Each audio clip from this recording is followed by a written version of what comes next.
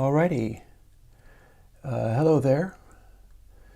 Bear with me as I continue to fuss around changing and fixing things, as I am wont to do.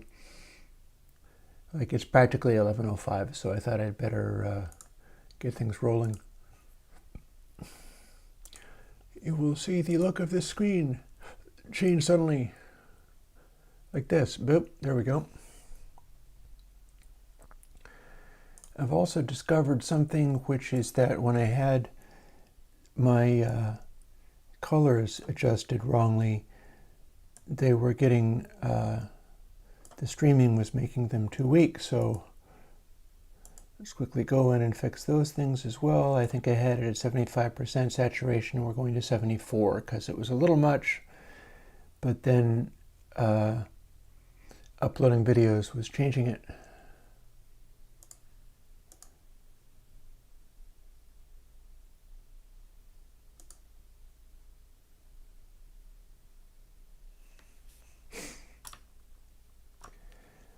And let's see, I got one more thing to do. Check it out. My screen works this time, and I'll tell you why.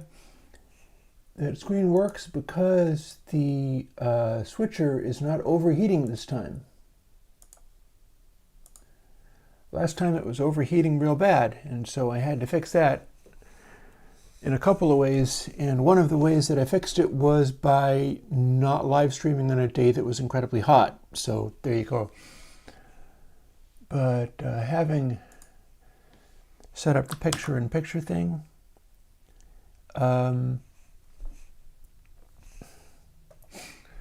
we'll get ready to do that. And hey, we are off with another day of live stream and a plan, which is perhaps not interacting super well the way this controls are working. I'm trying to get chat up on screen, bear with me.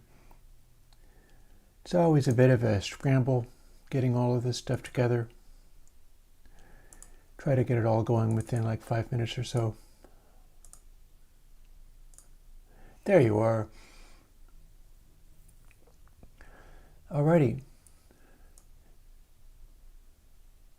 So yeah. Good to be back.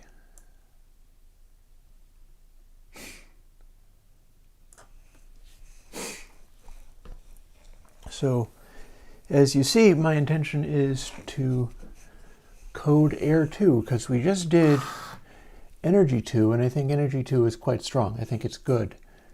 And Air is a very similar algorithm, but not exactly the same.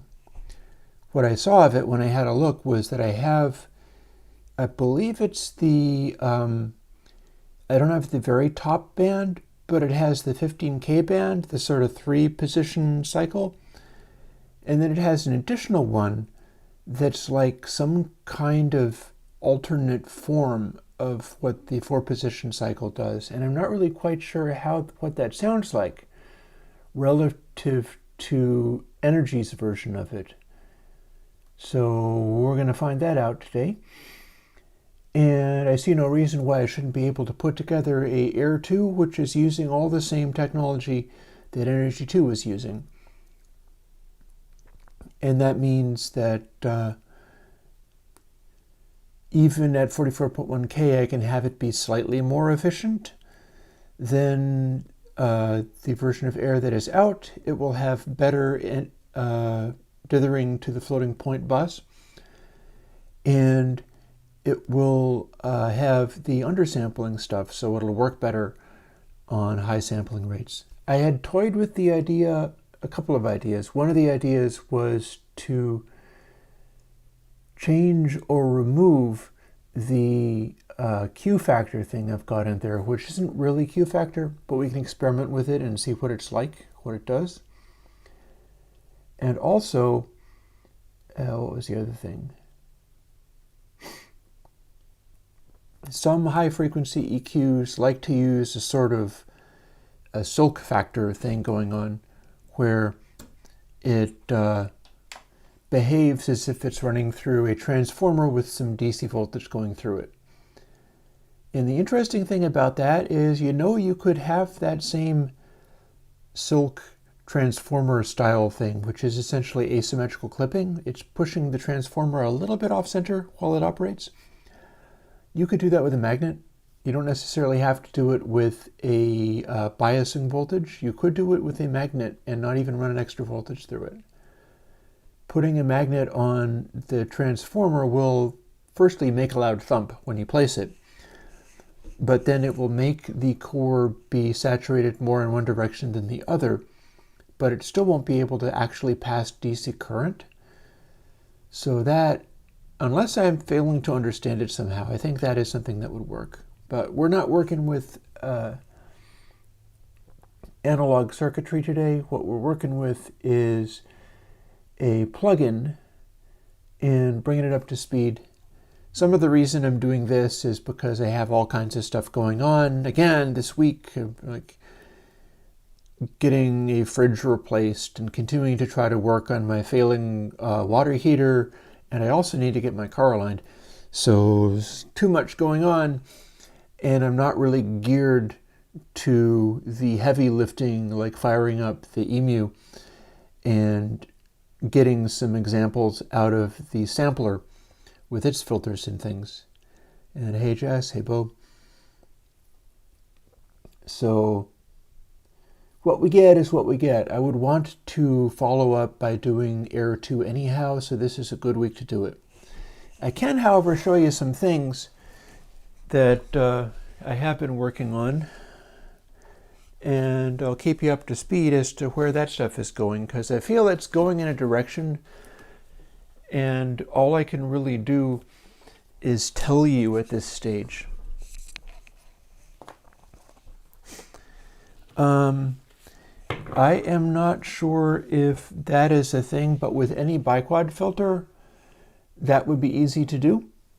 It would be easy to tie in the recalculation of the filter and have the Q also function off of the same slider, offset it a little bit. The thing is that the algorithms in Air and Energy aren't anything like that, so I'm not sure that's feasible, but we'll see. So yeah, the thing I was going to tell you about is this is something else that I've been working on. I keep trying to get it together so that I'll be able to focus on and do other music that I can put in my videos and demonstrate plugins and things on. There's this whole thing where I'd like to be able to do like a proper Airwindows mixing system and work with that a little bit more, and I'm just too distracted and don't have the time to be able to do any music at all anymore. So I find myself trying to fit in things along those lines. My usual routine of setting stuff up so that I can start from an idea and maybe take a day and record some kind of new track, like have some idea to run with, record a new track, layer a bunch of guitars and bass and drums and things over it, and come out with something that I've made that could even be a song that I could throw up on my SoundCloud, or if I was able to make an album that way, I could throw that up in Bandcamp. I've got albums. I don't have any albums that were made recently enough that they're like high res and stuff, and a good example of what I do mixing wise. So my Bandcamp is just empty at the moment. But here's kind of where that stuff stands.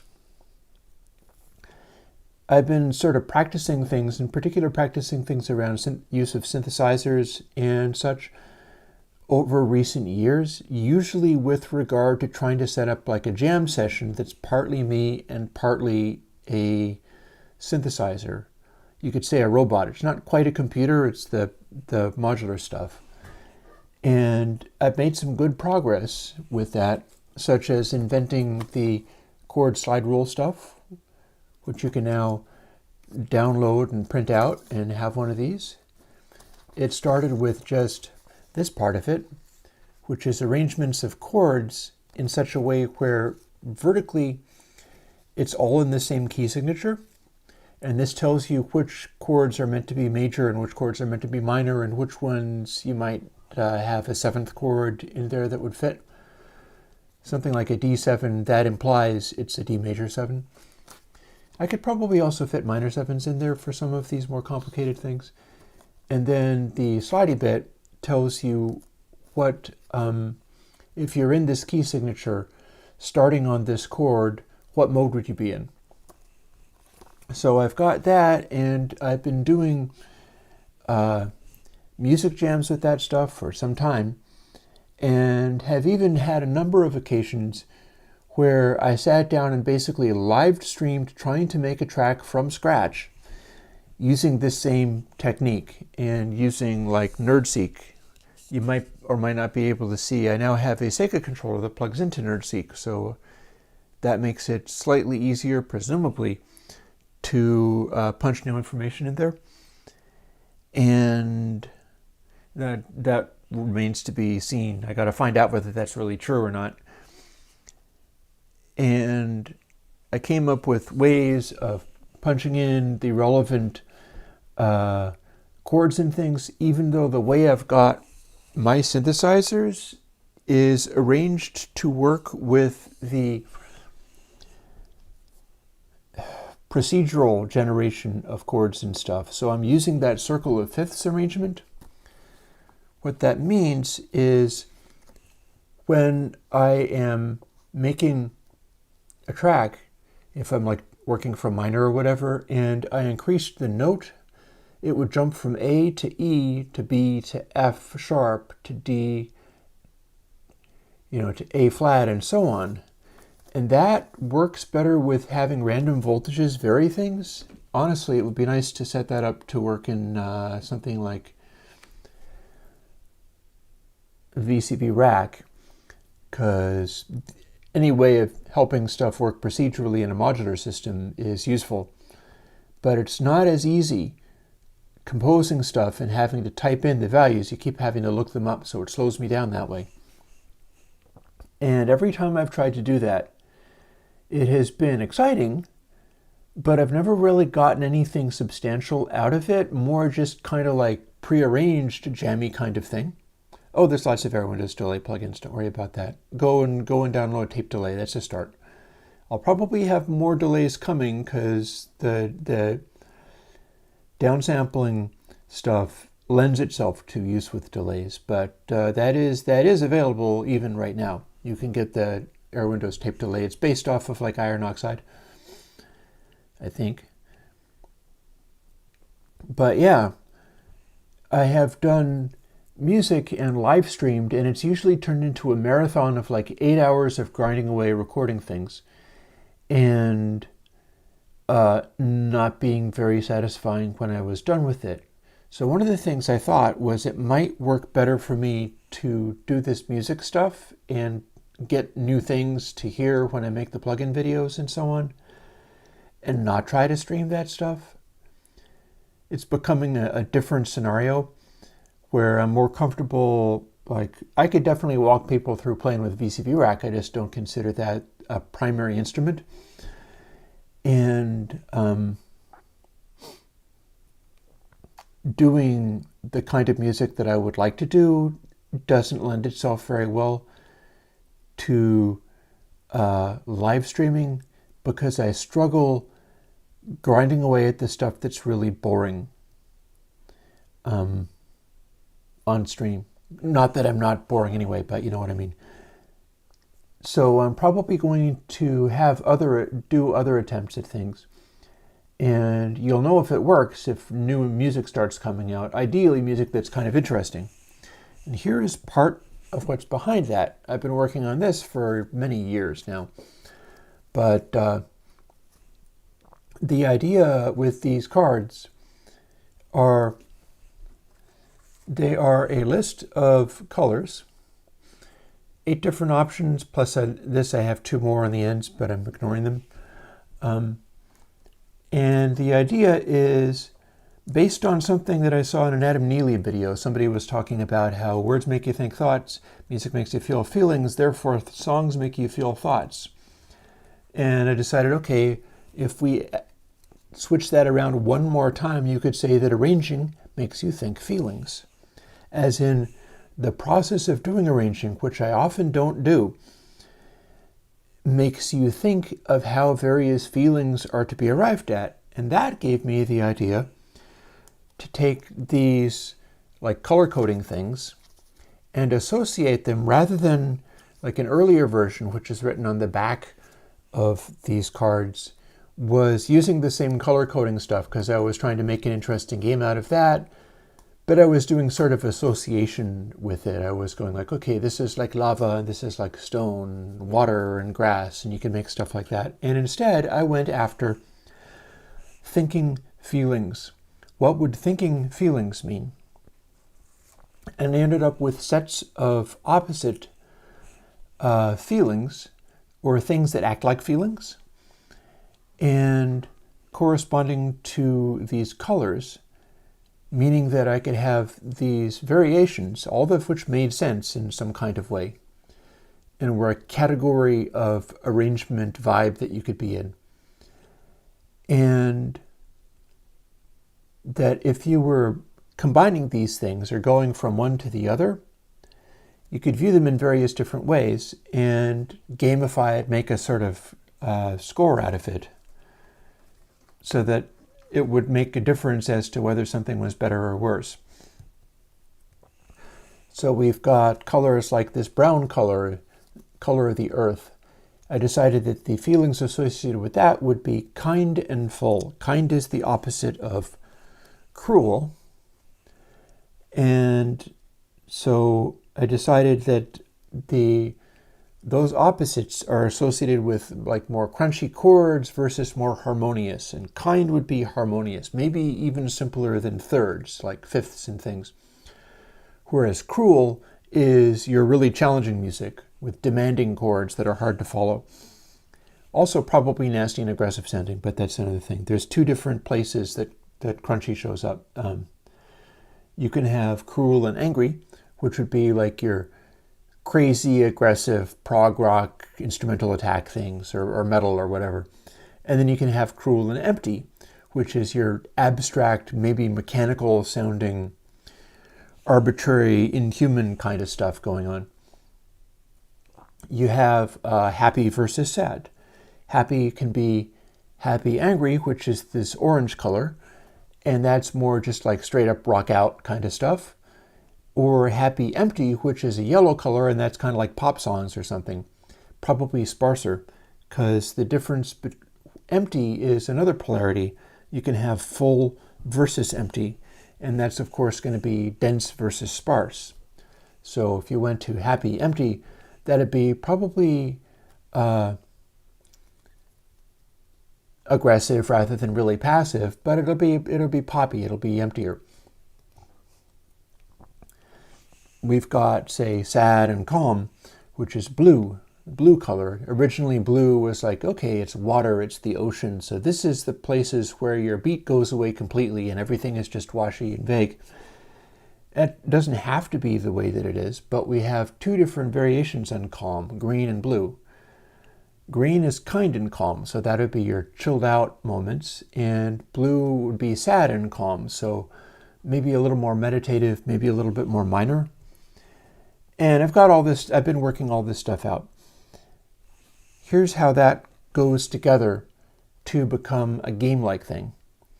I don't have a camera to look at this right now, but if it becomes necessary for me to do this, or if I finish this up and start printing these cards out for people to have, I'll come up with a way of doing that. You would deal out a set of cards, and there would be a set of these colors. For instance, here is a spread with two of the green kind, that's kind and calm. And if you were doing that, you would be playing these cards, and if you place this down, you'd need to follow it with something that it was able to connect to, such as kind and full or happy, angry. And it's all worked out where all the variations are available. So if you say went with this one, which is a gray color, it's your cruel and empty, you'll see that there are black lines drawn in this. And one of the lines, the one on the top, I might flip the verticality of it. The one on the top is where they have something in common. This goes from cruel empty to cruel angry. So the transition here would be a kind of transition, but it would keep some of the characteristics of the music. And the one on the bottom has another line there, and that's because one of the transitions here is actually a flip of polarity. It's going from cruel and empty to kind and calm. So cruel and kind are opposite, so it's making a transition. And you would take your kind and calm here, and that would be a sequence. You'd be coming from here and going into this section, and that gives you a piece of arrangement. And then at which point you would continue. And the idea is you deal out some of these cards and play them if you can. And then if you were able to play some of them, you can deal a couple of more cards and play those and see how far you got. Again, I'm not really set up to deal these out on a surface and let you be able to see what they do, but I can show you what I got from them. Because here's the thing. So you're dealing out the cards and you're putting them together so that they fit, which is the idea of how that would go. I have a scoring system too. This is all coming together. So you'd make a sequence, for instance, this sequence. This sequence, which I dealt out and put together so that it made sense and connected, goes sad calm to kind calm to cruel and angry, which is a big change, back to kind calm, which is another big change, back to sad calm.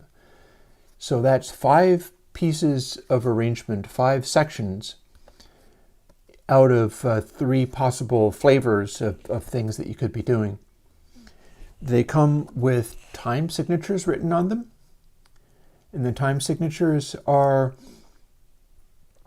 distributed among the different cards. Like some of the more chilled out things like sad calm or kind calm are typically going to be more chilled out time signatures, like the 5-4, the 7-4. There's a lot of 4-4 in there. And then other ones are like 7-8. I've got 8-8, which is essentially the same as 4-4, but the idea is you'll have 8th notes going on. And then we've got the weirder ones will be in 16ths, like 16-16, meaning that you're going to have the 16th notes going, or 23-16, 17-16. It constrains you to some point. And here's the deal. When you're making this sequence, you score it like this. For each continue line, as in something repeated itself, like calm went to calm in the next part of the sequence. And remember, there's no way that you can go from one color to the same color. The cards don't include that. So for each continue line, you get +1. For each opposite, as in going from kind calm to cruel angry, that's 2 opposites. Both of the polarities are flipping. So you get a +1 for each of those. So that's 3 right there. For each repeat of a color as you go, you also get a +1. So kind calm is the green color that I'm using for these. And so that repeats itself once over here. So I wrote a little C on the paper showing you that here's the color, and then here's the color repeated once. And you get a +1 each time you repeat that up to 3. You get a +1 for each repeat of a transition. There aren't any here, but there are some other ones, like this one, where it goes from cruel empty to cruel angry twice. If you can repeat a transition, you get a +1 for that as well. When you have multiple instances of things, you've got all these cards going out, sometimes to quite long sequences, like here is a very long sequence. And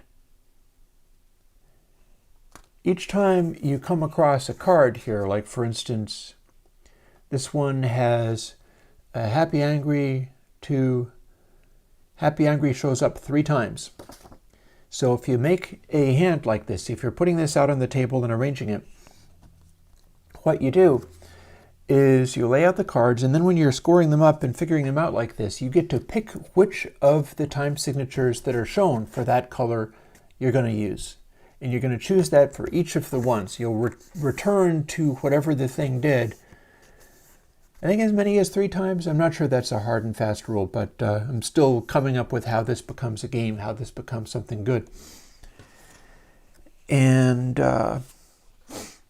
so each shared time signature between colors, if you had a 4-4 for happy, angry, and you also had a 4-4 for sad, calm, and you chose to have both of those be 4-4, you get a +1 for that as well. And then, for instance, back over to this guy, the simple 5 one, it begins and ends on sad, calm. So if you can do that, if you can loop on the same color, beginning with it and then ending with it, you get a +1 for that too. And then it also happens to be an overall palindrome. So if it's overall palindrome, you get a +1 for that too.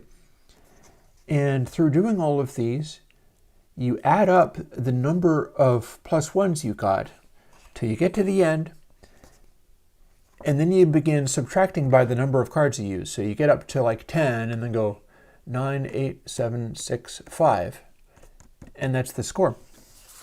So if you were playing this with people, you'd be going through all of this kind of stuff and seeing who gets the highest score for whatever hand they had. But if you're not playing this with people and you're using this like a oblique strategies kind of thing, where cards to help you think of stuff to do musically when you sit down in the studio, what you do is you run through this a couple of times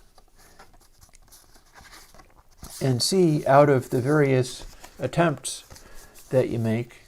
For instance, here's a long, complicated one that was a +4. And we got a +2. And here's a very long, complicated one that is a +8. And a somewhat shorter one that is a +8. It helps working all of this out, because then when you're subtracting by the number of cards, it means that you don't just automatically win just by making an incredibly long, epic thing. It needs to be constructed in such a way where it's doing things that are useful. In particular, this one is a +8.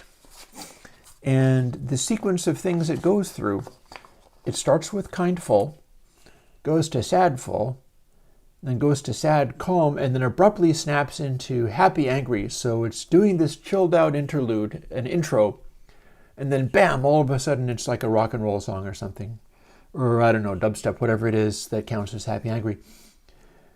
And then it switches from that into happy empty. Both of those are in 8-8. Both of those are essentially 4-4. They're not a weird time.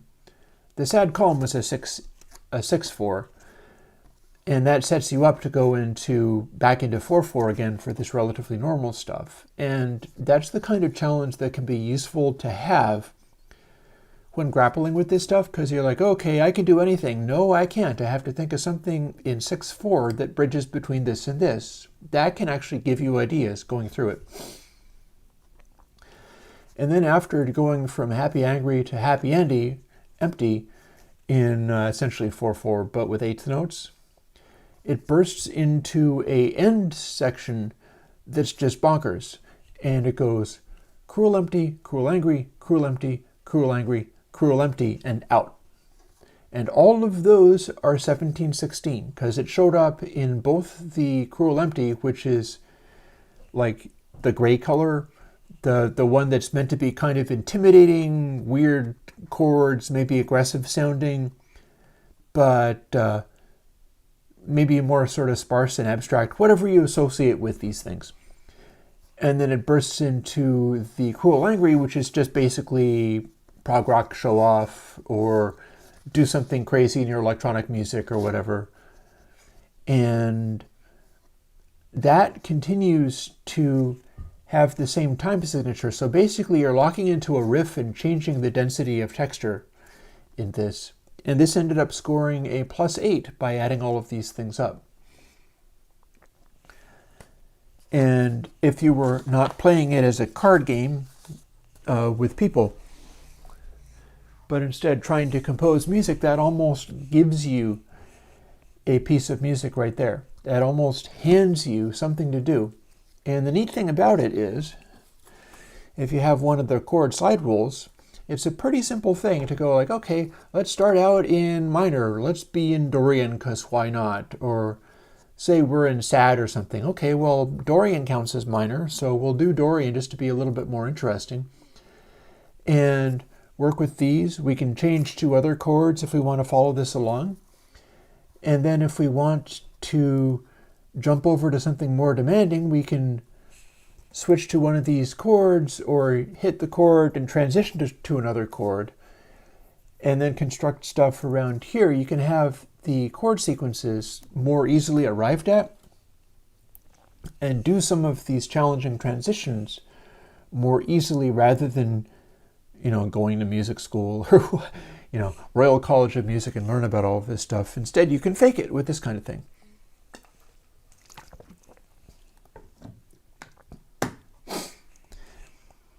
And once you have arrived at some chords and things, you've already got, because the way the game is played, you kind of set it up so that every time we return to, like Adam Neely always likes to say, repetition legitimizes. Every time you go back to red, you're going to go back to the same riff. You're going to go back to the same texture. Well, it may or may not be obvious ways of doing it in various DAWs, but I can tell you, if I'm programming stuff on the NerdSeek to make this stuff play, I can define a pattern, call it like my red pattern and have it repeat this many times or whatever, and then punch it in, and then in the overall arrange thing, just enter that in the relevant places. And everything can start coming together. I can start playing it through the entire way and seeing what I can get out of it. Stuff will just start falling out of the structure, which is being arrived at in this sort of gamified way. And like I said, I am not really well set up to be live streaming the doing of this. I've found that when I try to do that, it's very stressful, so it's hard for me to keep doing it and doing it over again. It's like, oh my God, that exhausted me. I can't do it again for another couple of weeks because that was ridiculous. And it took 10 hours and so on and so forth. I probably need to not stream this stuff so that I can just put a few hours in here, a few hours in there, and keep it rolling. But we shall see. And I have microphones and things. And I did go to the trouble of putting together that, let me see if I have this handy. I kind of do. Here's more paper that I have handy. I need to get some staples. This is my NerdSeek instruction manual. Hope to be making use of that. I did this. This is kind of like the chord slide rule. And this is something else that took me months and months to do, but I finally did finish it. What you're looking at is a printout of my cheap-ass rhymes download. It's basically a text file. And using the cheap-ass rhymes thing, what you can do is start writing lyrics, and these are all words that are the top either 1,000 or perhaps a little bit more most common words in the English language, organized by what they rhyme with, roughly. So it is not really, they're not good rhymes, like scream rhymes with weak in the E section. But this is something that you can use if you had that kind of thing going on and went, okay, I need to write some lyrics that fit with cruel and angry. So I guess I'm doing death metal. Therefore, what can I write that are words that would work if I was doing death metal things, like that. And you're looking for words, which is sort of on one of the last pages, or all or and that's right here. So start with like anyone, or brother, money, locker, serious. All of these words can just sort of pop out, and if you know that you're trying to make particular kinds of sounds, like you're doing a pop song, so you're working with happy and empty kind of vibes. So maybe you want your words in your song to also go E and have those high overtones in there. Well, I've got a whole collection of them right here. They're not the only words that rhyme with E, but I mean, we can go, there are different ones for whether you're sustaining on the E or whether they just fit in somewhere. Like need, you have to have the D in the end, but merry, hurry, party, of course, tiny, TV. If you want to like invent a song around something and it needs to be basically cheap-ass rhymes that everybody can instinctively understand, so it's very simple words, you make a song around the word police. For instance, the Cheap Trick's Dream Police, that was a hit song, that was a pop song. And you start with stuff like that and just run with it. And these are the kinds of things that I do when I'm not programming plugins. Which seems to me like I might as well switch over to doing that so that I can get at least a start on that. Oh, cables, wires, goodness.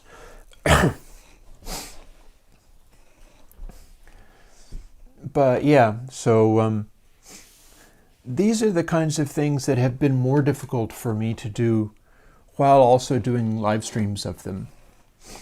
Like to the point where it was so overwhelming that I couldn't keep it up. Like I would work up to the point where I would do a live stream trying to do all of this stuff while being watched by a YouTube audience,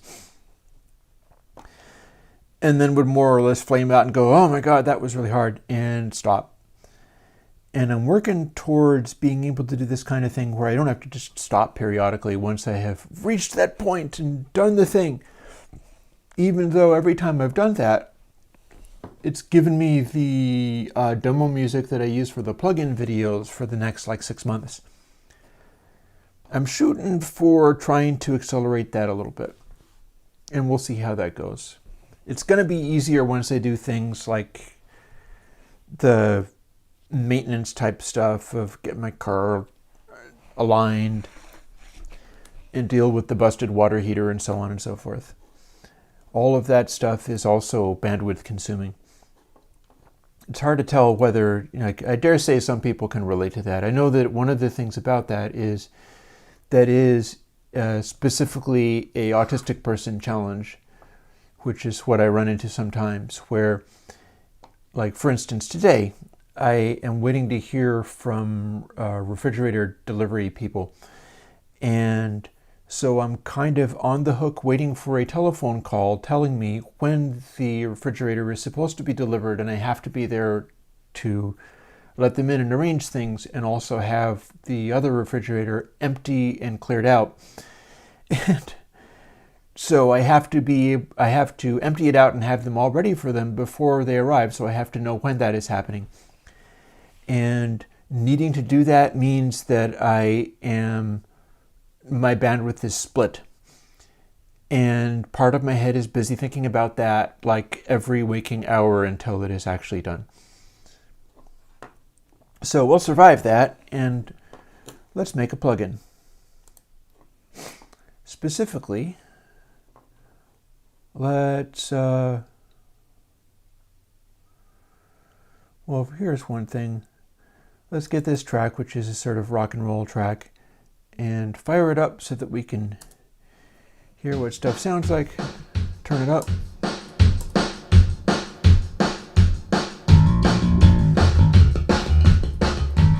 That's turned up so loud that you can't even hear.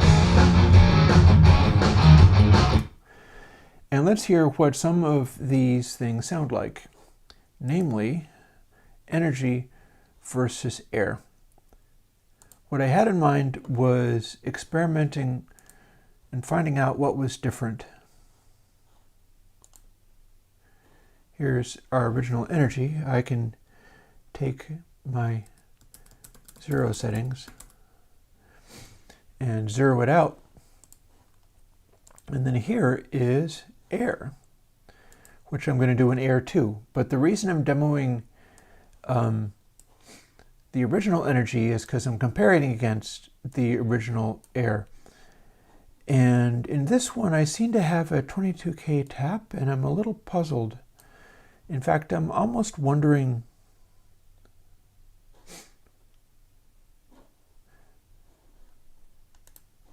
that's what this current version actually is. So bear with me for a second. Got to figure some of this stuff out before I do it. I know I was looking at the original Air, which is this here.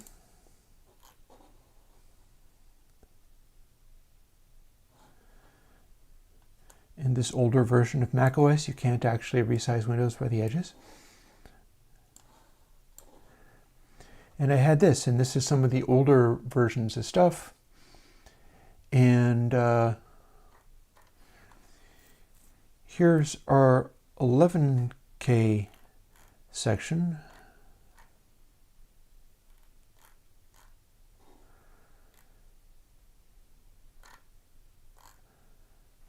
Okay, so it looks like what I've got here is this. I've got a Q factor. This is filters Q, which I'm not sure is actually useful. Oh, on Windows. And I've got 22, 15, 11K, so I think I'm figuring out what I'm looking at here. I might be wanting to rearrange this or do it in some other kind of way, because what it looks like I've got here is this. This is my first, similar to what Energy did first. It is the 2-stage flip-flop thing. And I've got this filter Q, and I'm going to be wanting to compare it with what I had in Energy. And here is my second. That is also directly out of what's in Energy. So I can probably take that from what Energy is doing. But this one, I don't think this is the same as what I have in Energy. Energy is using a 4-position flip-flop, but this is something else. This is different. So I have a feeling that when I investigate this, I might just find that these are equivalent. 22K is going to be equivalent to His. 15K is going to be equivalent to Glitter. 11K might not be the same thing as Rat. And I'm going to experiment with that a little bit right now, because I want to hear what this sounds like. I want to hear whether that 11K sounds the same or not. Firstly, let's set it up so that we have this zeroed out.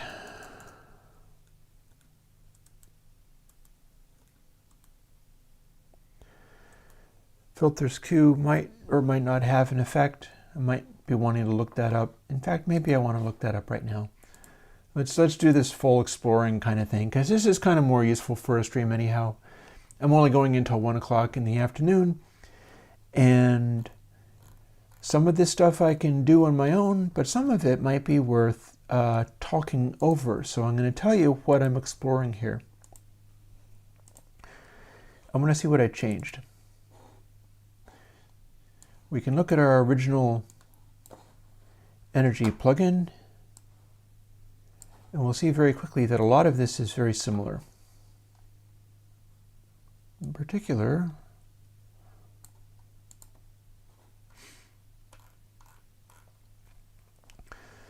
this should be about the same as this. This is called Duo Section, and this is called like Air Factor. So the names are different, but I believe it's about the same. And we've got this working out about the same. And in this case, I'm doing this in the dividing by 2, and in this case, I'm dividing by filter Q, which I scroll up here. We see that filter Q is 2.1 minus get parameter param4. So what does that mean? That means it goes from 0 to 1. So this goes from 2. If I have, actually would have to be 0.1 here. If I have filter Q set to 0.1, they'll be the same. But if I move it all the way over, it'll get very close to divide by, I think, 1. And it's going to be over here again. Let's see. So here's air. And let's see. In this case, we're doing, yeah. So here's our 15K1 equivalent of glitter. Here is our 10K1 that is not the same as the one in energy, which is why I want to investigate it. And then here is the one that's the same as his in energy. And these are all using this divide by filter Q rather than divide by 2. So in every case, we are able to take this and rather than scaling it back by a factor of 2, we're scaling it back by a smaller amount. This number in here will go down to close to 1, but it won't go to less than 1, because if it's divided by less than 1, whatever is happening just gets magnified. And these numbers that are getting added by the previous sample in here, however we're implementing that, good question. Where are we implementing that? I don't know. I guess that the whole thing, I guess maybe this is how we're getting to this 11K sample. Rather than doing a little loop of preceding samples, it's just straight up taking the previous one, and that's how it's doing it. This may or may not be the same as the one in energy. But the way this algorithm works, and it is true also in energy itself, energy just automatically divides all of these factors by 2 rather than some random number. Whereas air is the one that lets you boost it. It lets you not cut them back as quickly. Air is giving you control over this, but it's not really the same as a filter Q. It's more like a Sistini resonance thing going on. I can probably demonstrate that in other ways too.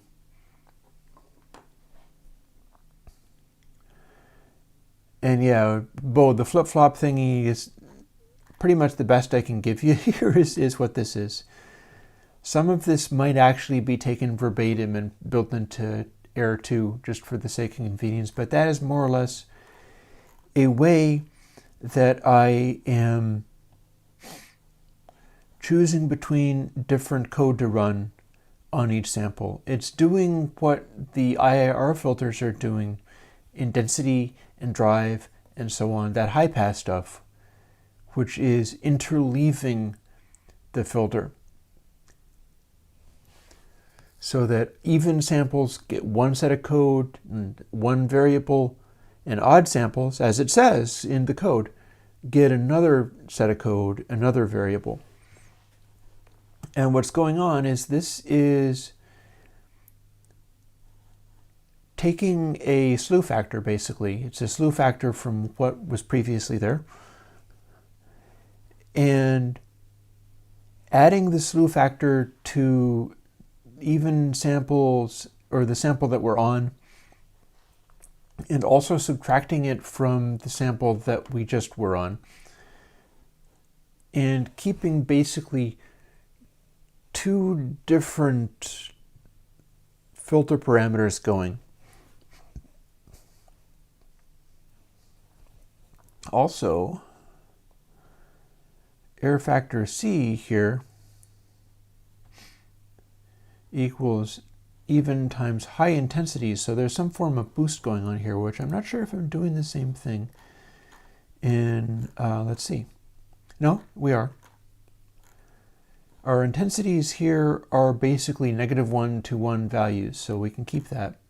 I'm not sure if, let's see. Yep, air is also capable of adding or subtracting them.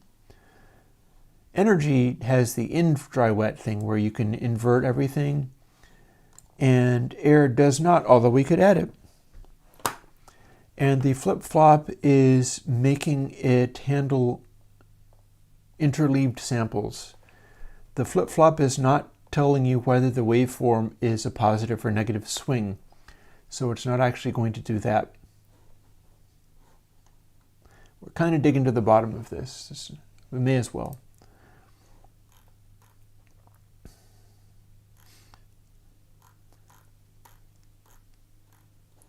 So here's what let's hear it.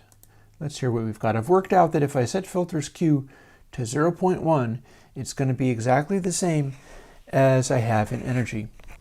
So there's both of these things with the glitter tap, and this is a 44.1K recording, so in theory these should sound exactly the same.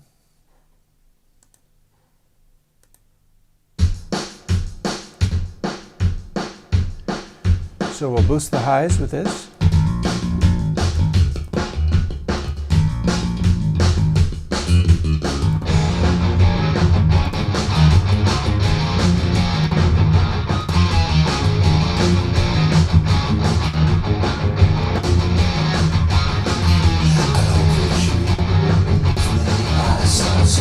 I would say that sounds the same.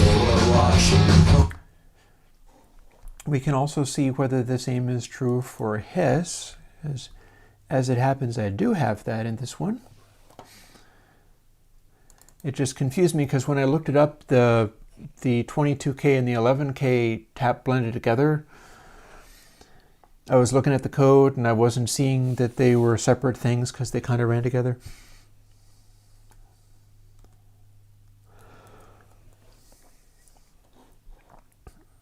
So there we are, and now we're doing a full crank on the top tab here.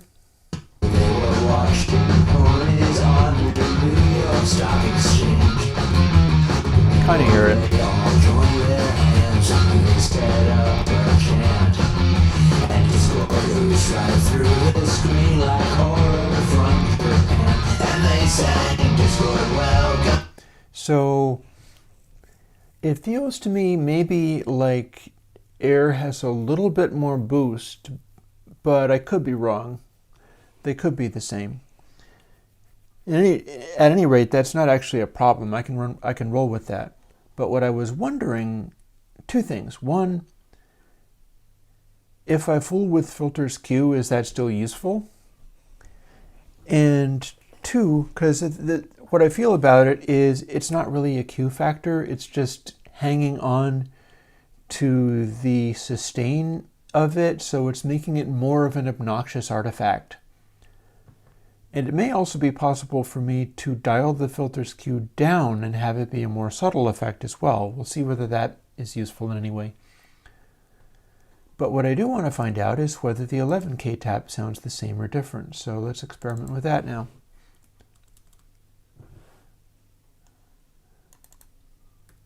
This is the equivalent in energy, and this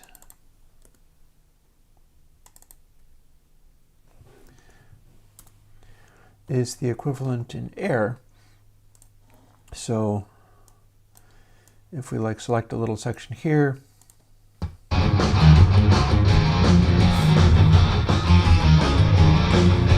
energy makes it sound like this.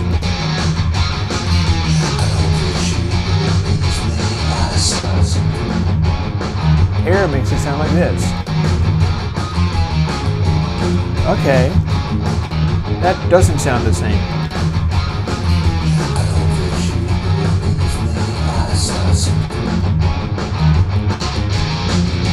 Yeah, so we got a very different thing going on. This is the one, and this is the other.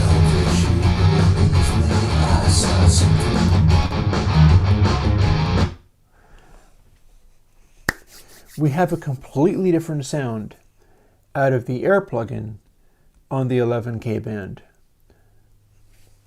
So one thing we can do actually is play with this. I gotta close the effect stack, unfortunately, but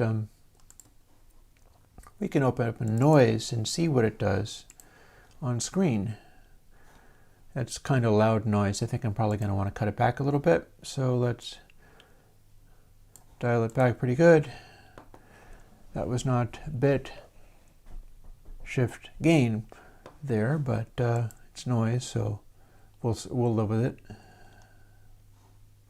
It would make a difference. Quantizing noise does make a difference, but not to the point that we care about right now. So energy compared with air, and we're going to look at the results through Vox-Anglo span, which is always handy for this stuff.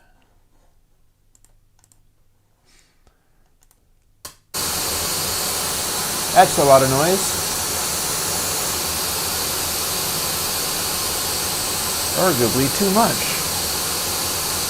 What do we get? Ow. Okay, how about let's stop that and make it be quieter. That was really, really loud.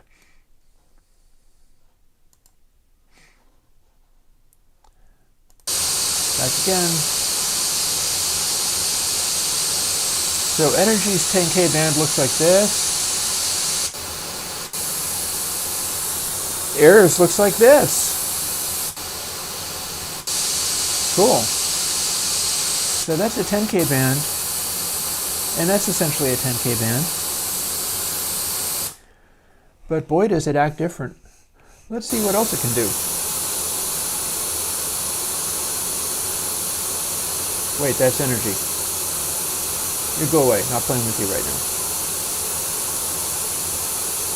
This is the one I want. So, that's a lot of boost in the 22K tap. These are good boosts. I like this. Man, is that a lot of boost on the 22K tap. So here's the thing. Oh, I'll turn it down a little. I mean, that's going through my monitor speaker, so I should probably be nicer to my NS10 tweeters there.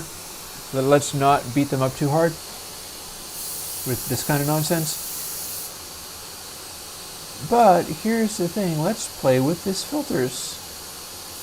We've got this, but if we increase filters Q, what happens?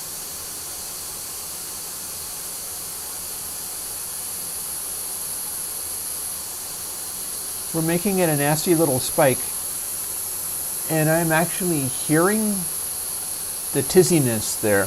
That's pretty unpleasant. Oh wow. Oh, no, hang on, never mind. I thought I had the filters Q controlled there, but I did not.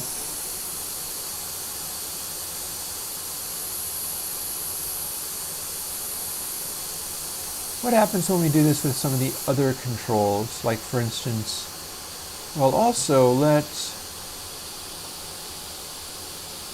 slope it differently. Like this. So that we can see when we do this more effectively. If we're doing that and we're also increasing filters Q, what do we get? Looks like about the same deal. Just an incredible spike there. How about our 15K?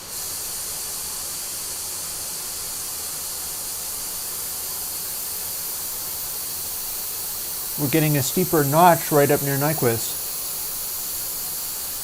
And a bigger spike.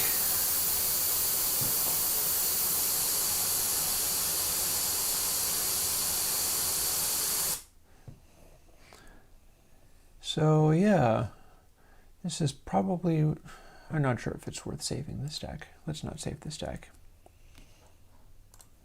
Let's not save that noise either.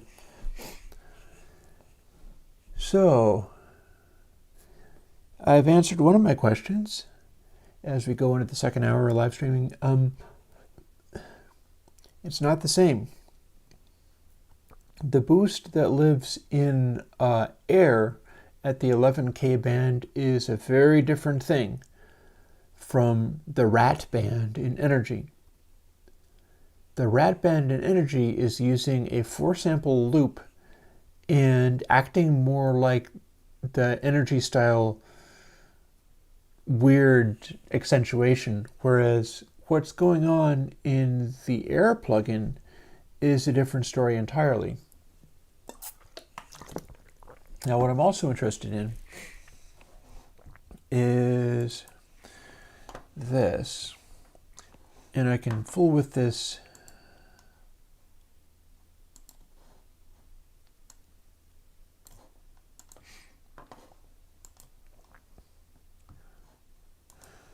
I'll do another effect stack. What I was thinking about was trying to do this.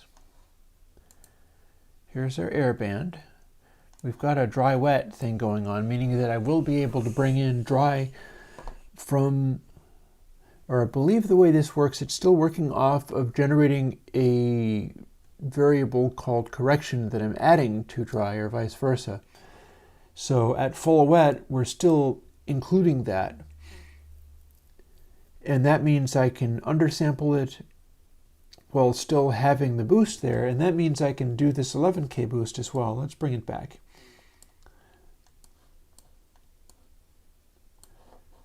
But what I was thinking of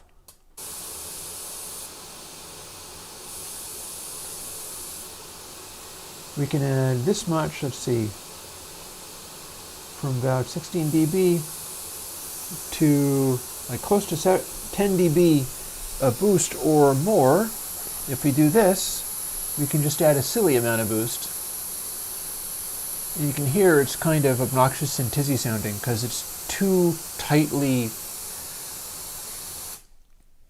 Basically, you will hear a ping at 11K. Anything that you do will cause a chime, and the chime is not actually desirable, which is probably why I took away filters Q.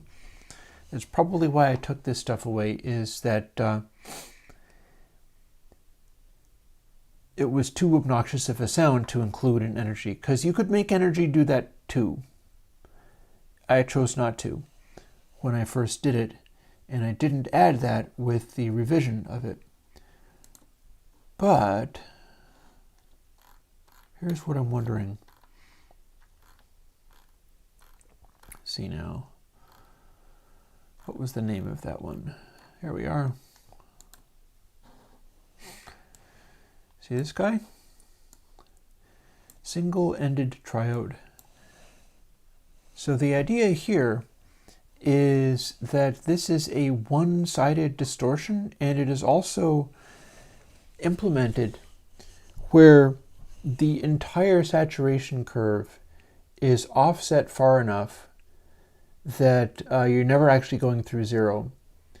The whole saturation curve in single-ended triode is sort of halfway offset, and then we're just scaling it up or down to where it will hit the distort point or not.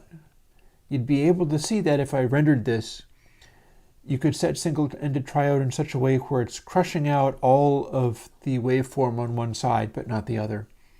I'm not sure if I can make it go so that it's actually expanding or enhancing stuff on the other side, but it's designed.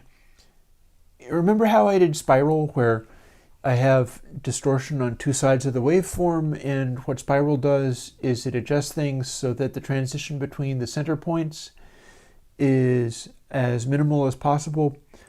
Single-ended triode is beyond that. It never actually gets to the center point. It's doing all of its distortion in the middle of one of the sides of the sine-based distortion curve, and then putting it back. And what I was wondering is if you get silky highs out of this effect, but you can do single-ended triode to the point of distorting real hard, can I make a high-frequency boost which then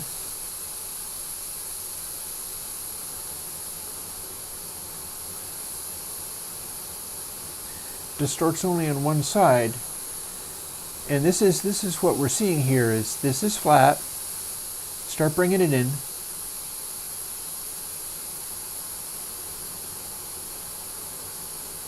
And we have a very asymmetrical waveform. Oh, Jazz, no, honey. And we can distort it so hard that it's useless. But what we've got here is just beginning to distort it. It's asymmetrical. And then if we apply all of that stuff and close, check that out. This would be what high frequency silk would be like if we ran this particular effect. You can see it is very much more distorted on one side than it is on the other. This is what would make your like Neve Portico silk control kind of thing, where you've got an airband in the EQ, but it's going through the transformer and the transformer is slightly offset. This is how that would be done in digital. Except for it wouldn't be done quite like this, because here's the deal. I just ran them as consecutive plugins. So I was generating all of that very high frequency boost going on. Like as we can see, this is a really aggressive, like it's almost all the same frequency. There's almost no real noise left in this. It's just nothing but a resonant peak. And that sounds bad. But we're also distorting, and you can pretty plainly see in some of these areas, like over here, you can see that it's peaking way hotter in this side, the positive side of the swing, than the negative side of the swing. And again, that is how we get your like high frequency silk distortion out of it. It's asymmetrical. It's going to be generating more even harmonics. Odd harmonics are generated by clipping both sides symmetrically. In theory, we can set this up in such a way where it is only clipping one side and not the other at all. This is also similar to what AM radio used to do. You used to have AM radio where you could not do, you'd clip past a certain point where you couldn't actually get lower output than 0, but you could get as high output as your transmitter would do. So if you distorted an AM radio transmission, it would be generating a lot of second harmonic distortion. Maybe that'd make a good plugin someday in future. But so dawn of music, kind of people listening to AM transmissions and learning about rock and roll or whatever through these weird, weak AM radio transmissions. Part of what they were experiencing was also a bunch of second harmonic distortion, because the AM radio transmitters inherently did that to some extent. And some of your old like tube radios and things that people would have used would have been single-ended, like single-ended triode, the plug-in that generated this. And so that would also be producing second harmonic distortion, and so on and so on. So these are things worth investigating. This is something that we can look into. But for now, we're going to quit without saving. And this is probably a good time to start building our new plugin. And this might be the remaining 45 minutes of streaming. We'll see.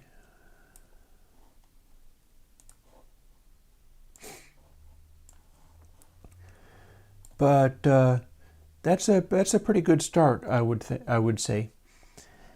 And I'm pleased at that algorithm for the 11K. I wonder whether maybe, hang on, we could rename some of these things. Might be good. Because here's the thing. Like the rat band in Energy is well named, appropriately named. But I feel like I could get away with calling the 10K band in air literally air. I think I can use descriptive names for this, keeping some of them the same. But what would be rat in energy is a different algorithm in air, and I feel more comfortable calling that one air. Although I am wondering whether it's worth keeping that Q factor thing the way it is, or whether it might be worth, like, who was mentioning earlier? Somebody said something about this earlier. Let me scroll up.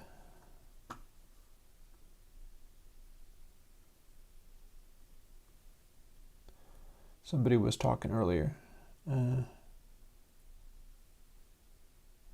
Jess! Hey. This is an interesting point. Check this out. How about we do the opposite, Jess? Let's see what that's like. Maybe it'll work. It could be variable Q factor. I've already established that when you have lots of boost, it sounds like ass when you just raise the Q factor. It just sounds like ting. But when we reduce the amount of gain in there, maybe it would be useful to have the Q factor get tighter as the gain slows down, so that it expands upwards into a big wide boost, but then as you tighten it down a little bit, and the Q factor for that part might be a little bit more contained. Like if you were doing a big boost in glitter or hiss or whatever,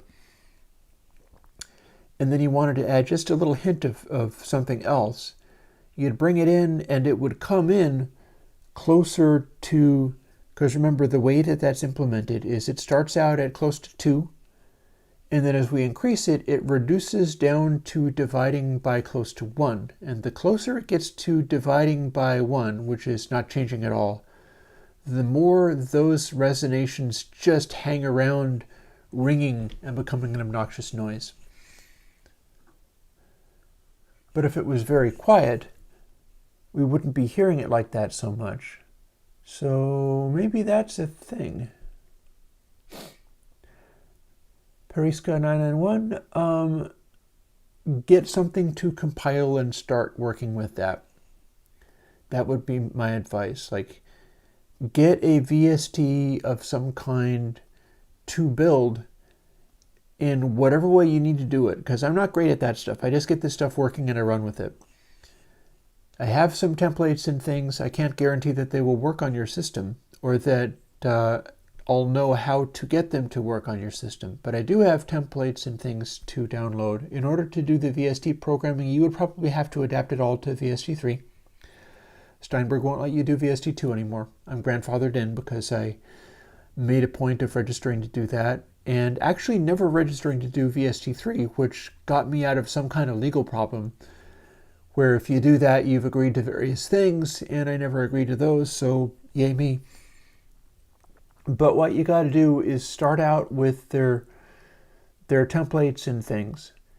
Get something to build and then start doing variations on that. So you need to be able to build like a gain plugin and go from there. That's more or less the secret to that. Because my take on that stuff is, if you're interested in how the DSP side of things goes, that applies to audio units, that applies to everybody else's plugins as well. Anything that you can make work, the DSP concepts will relate. And that's most of what I do on these streams. Like if you watch these streams, we can hang out and I can talk about all that kind of stuff. But as far as doing it specifically in VST or audio unit or whatever, it's like pulling teeth for me. I don't like that side of it. So you got to get that running, get that working. And you can certainly, like, from my experience with the Surge synthesizer folks, they really know what they're doing as far as that kind of stuff is concerned. And they absolutely loved the Juice framework. Like, Juice is apparently awesome. I can't use Juice because it's over my head. It's using a whole bunch of stuff that I just can't wrap my head around. I do the DSP stuff. Sometimes I do it pretty well, but the whole plugin framework side of things is just too big and convoluted, and I can't even get started with it. Maybe someday I will. Honestly, at this stage, I've contributed enough stuff to the Surge project that they would probably hold my hand and walk me through learning how to use Juice if it came to it. So if I end up ever needing to do stuff that actually used, if I ended up doing stuff that used GUIs and all that kind of stuff, it would be through Juice, because the Surge people were very impressed with it and they know how to do it. And it would probably also be only for newer, like there's going to be a distinction between stuff that I do for all DAWs and computers everywhere, which is my legacy stuff, my retro stuff, such as I'm building right now, and stuff that is geared only to like latest and greatest computers, and that would be more along the lines of GUI stuff if I did any of it, because I wouldn't have the support to do anything else. I would be stuck within Juice or whatever and only able to do what that let me do. If, like, I might end up getting stuck within Juice to the point where I would only be able to do audio units because Juice would only let me do VST3, and I'd have to agree to the agreements of doing VST3. And if that poses legal problems for me, I wouldn't be able to go for it. So I could end up being stuck with Mac only for GUI stuff. But for now, we're not worried about that, because what we're doing is plugins that work everywhere. And all the old computers, all the new computers, and let's continue doing that right now. New project. Audio unit effect, from which all of my plugins progress. And we're doing Air2, so we're going to start by copying everything over and going from there. That works kind of like this. Apparently I spelled air A-I-Y-R. Air. So it'd be A-I-Y-S, because when I do a successive version with these little numbers and things,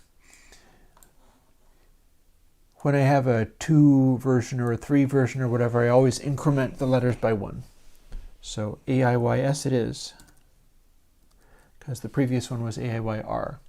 I suppose I could have called it A-I-R-R, but yeah. This is what it was. This is what we're using. Save, close. Let's copy everything I need to out of this. And yeah, if this works, I will replace filters Q with treble silk effect. I don't know whether it really does or not. The impression that I've got is, well, one thing I am sure is that they won't let you do VST 2.4 anymore. They won't let new people be licensed to do that. That's because they're trying to drive people onto VST3 whether it works or not, and sometimes it does not. And as far as agreeing to the VST3 license stopping you from being able, well, I'm not sure, it might be a moot point if new people aren't allowed to be VST 2.4 producers anymore. B-Music, if you know more about this, feel free to chime in. I am not up to speed on this, and I'm not going to be able to look it up while streaming. But yeah, if my chat wants to look up this, then be my guest.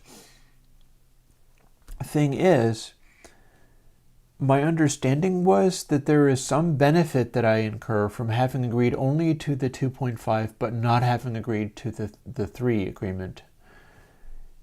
And that's just a feeling that it's one of those things where I go through this stuff, have been doing so for like decades now. So I have the intuitive feeling that I ran across a situation somewhere at some point, and it could have been a lot of years ago, where I learned something about that was like, boy, am I glad that I didn't do that VST3 agreement, because I would have had some kind of problem if I had. I don't know exactly what that would be. Oh, come to think of it, I have an output level and a dry wet, but dare I say it, I could take the output level away. People hate it when I do things like that. I'm not sure. There's some validity to having it there, I suppose. People hate it when I take functionality away, even if I think the functionality is foolish.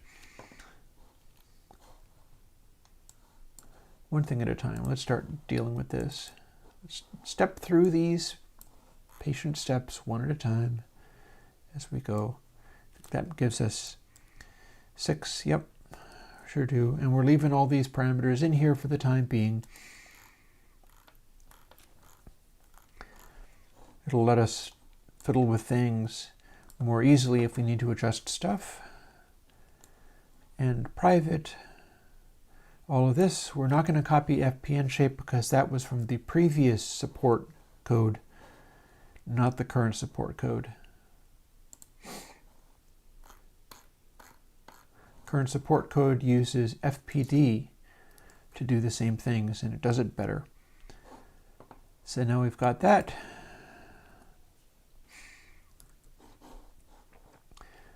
And if we go through and copy the other stuff, we should get it to build, at which point we'll be able to use it. And some of these have our -1 to 1, so we're going to go and adapt that as well. We don't necessarily have to copy and paste that stuff because it's going to be restricted to changing it here.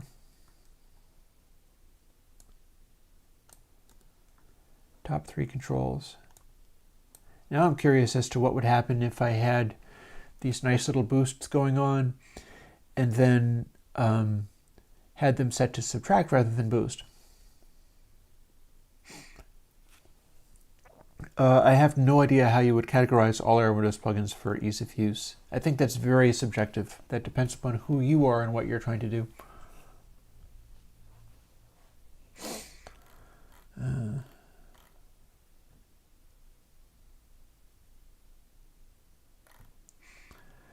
Yeah, it typically is possible to go and find the VST 2.4. It's basically piracy to get VST 2.4 SDK anymore. It wasn't when I got it, but it is apparently now. Which is just sad. It's a shame. It's the last thing, and I am bitterly against killing old stuff for the sake of just, planned obsolescence. The only reason they're doing it is because they couldn't get anybody to like VST3 as much or support it until they started doing it. So that's just ruthlessness. That's just harming the environment.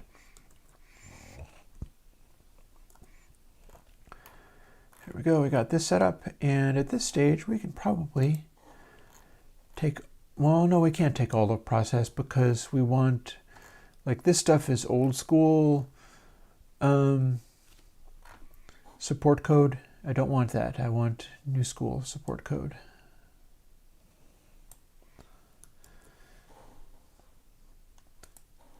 So let's take this, and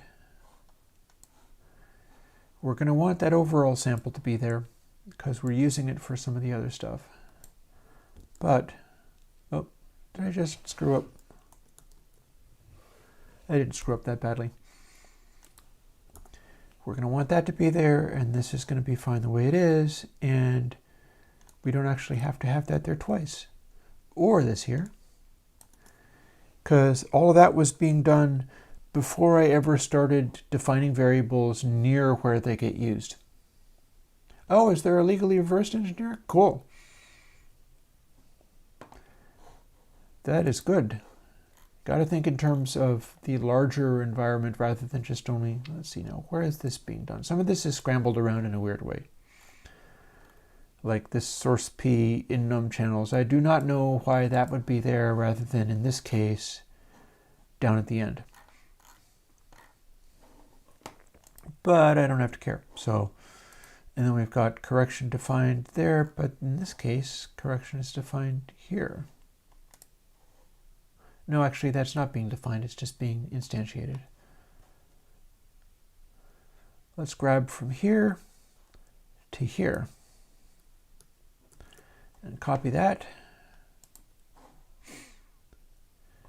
And we'll keep dry sample. We'll delete this other stuff, and there we go. And ignoring what the nice little output stage template was, because I don't believe that's anything that we're going to keep. And we're going to change a couple of these things because we can't use that in Windows. Windows wants us to have the exclamation point for not. And the old AUs, before I even coded for Windows, usually use the word not for not. Also, let's rearrange these to be the way I had it in Energy.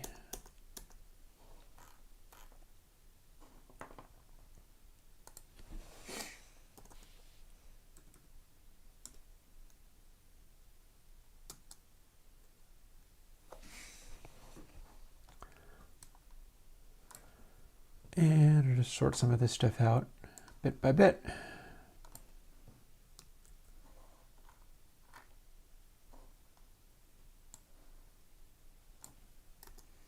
Boop. Because a bunch of this stuff lives inside the downsampling, the undersampling. That's how we do this kind of stuff at high sample rates. Rather than oversample, we're undersampling. And we don't need to use any of this code when it's not actually working.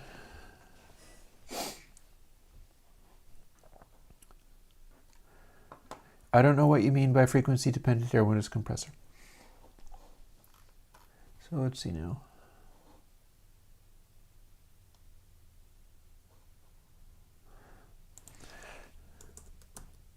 We can go to long double for this, seeing as we care about, that's basically the heart of what we're doing out of this, so might just be handy. This is also going to be inside the undersampling, if I'm not mistaken.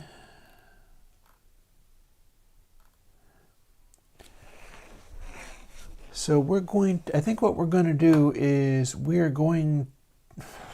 a number of things we could do here. First thing we could do is make sure this still works. I was overlooking that. Oh, and hey, look at this here. One of the things that I did in Energy is stack some of these things up so that it took up a little less space. It's not necessarily good coding practice, but I enjoyed it more in that rather than having it be always shaped exactly this way. So we'll continue that here. We'll make it take up a little less space on the screen. Some people hate this kind of stuff. Like, how can you know what's happening? Well, I already know what these pieces do.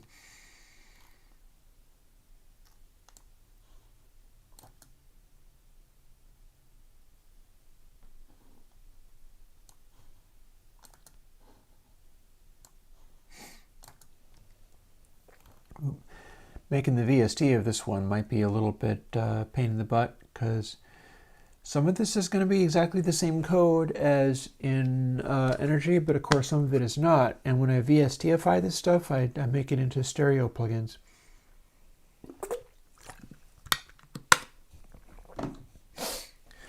Not super worried about that at the moment. At the moment, I'm just going to get something that makes a sound. I might not even get to the point of doing the we did the whole undersampling part last week, so it'll be the same thing basically again this week. But what I'm doing here is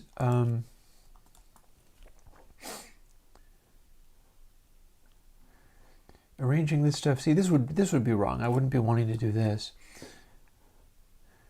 What I would be doing is rearranging all of this so it's the same as I had it in Energy, because Energy is using the dry sample that is high sample rate, and combining it with input sample, which would be undersampled.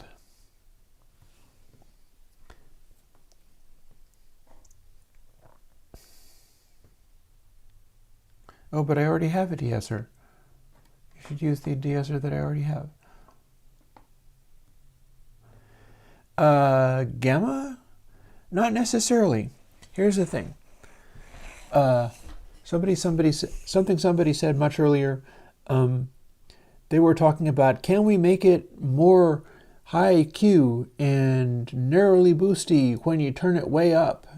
And I thought about that and went, hang on a second. That's actually terrible, because when we increase the Q factor, it just makes it ring harder. It's not the most useful way of doing it. Like, yes, we're getting more gain. Yes, we're getting more intensity. But it's an unpleasant sound when it sustains itself that hard. But if we use small amounts of it, it might be valuable to have the bands that you're not adding as much of it to be more tightly focused, and the bands that you're boosting lots to be basically the same as we have in energy. Where, lots of gain, less of a like resonant ringing tizzy sound. Small amounts of gain comes out of where the first you hear of it is just hints of that slightly tizzy sound, and then it expands outwards and gets louder and also broader as it goes. That might work best. But that's something that I need to try out. Oh, look, there's another nod. Let's change that. I bet there's two of them. Oh, no, I just missed that one. First things first, let's make this work. Then we can play with it. It's not going to build the first time, because this template tries to build the actual code before it builds any of the libraries. And so that's terrible. But now it's compiling those things. Now it's making the libraries, and now that it's made the libraries, it can build just fine. These kinds of things are always full of mischief, I tell you.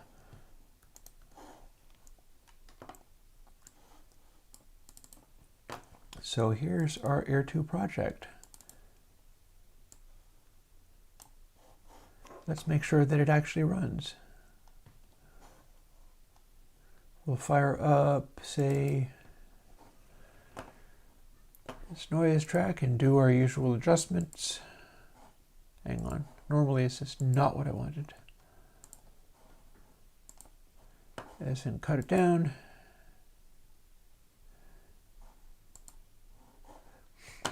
And then generate our little effect stack.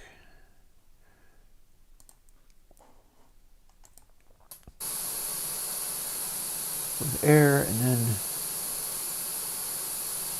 recent effects. Span.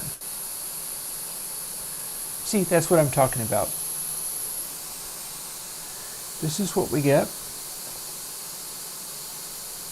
And then if we increase the Q, we can make it ring arbitrarily hard. We could make it ring so loud that it went to infinite volume just by having it never cut off at all. I can demonstrate that quite easily if you like.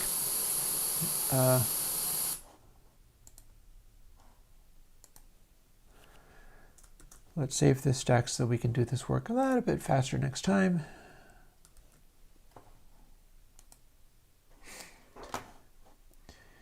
See how I told you that you could make it go infinitely loud? Let's show you how. Let's see what would make that happen. First of all, goodbye to, I don't remember what I changed there, but okay. Goodbye to the original thing, because now we're working with this one.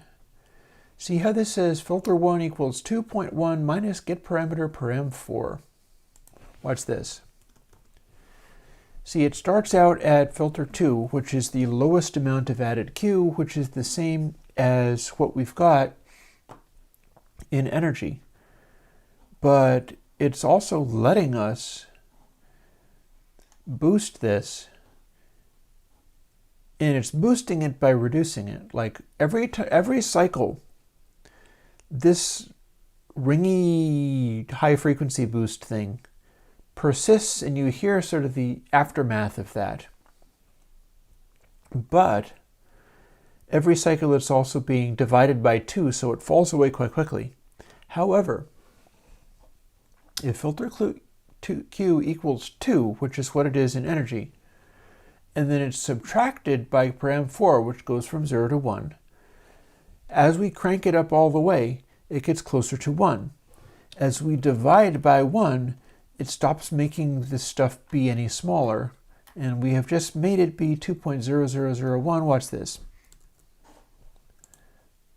This is kind of how you pursue some of these things. Here's our replacement.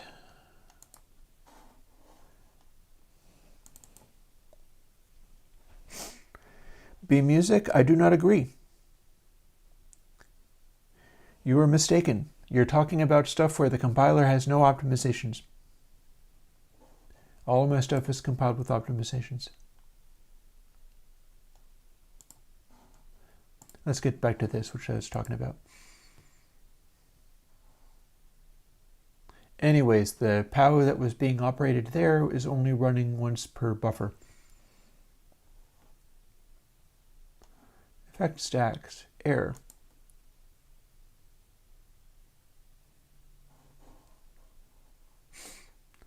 Let's take filters Q back down for a second first before we even start this.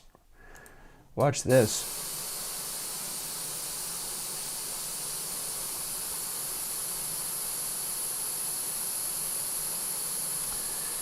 Funny, actually that's not as significant as I thought it was going to be. Huh.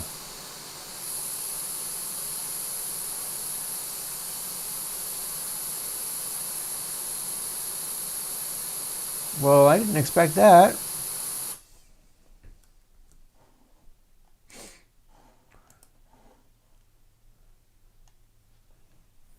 So, if that didn't get me near, I don't want to get to literally 1, but I want to make filter Q be able to go very, very small.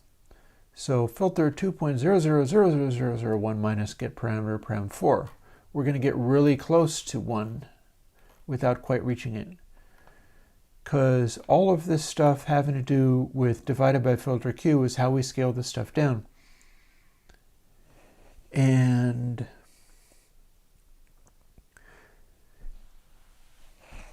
as I understand it, I think if I had it so that there was no diminution of it, it would blow up. We can do one thing. We can let's just have it be 2.0.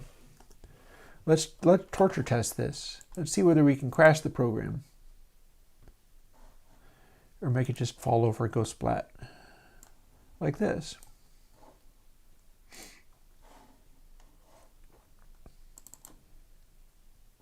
I don't use the Juice framework.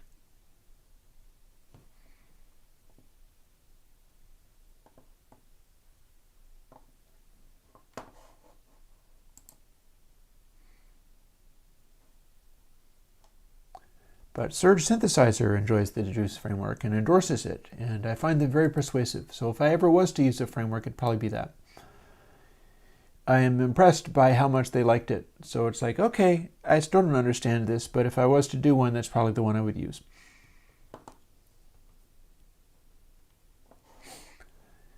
Back to the grind. Let's see if we can make this blow up. Filters Q. Play. So in theory, if we boost this to the point where it is literally dividing by 1, we can get a situation where it kind of freaks out and blows up and makes a continuing sound. Will that happen?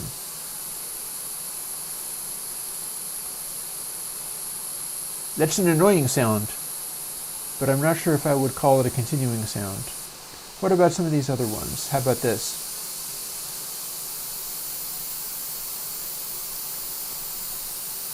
No. Well, that's interesting. I didn't expect that.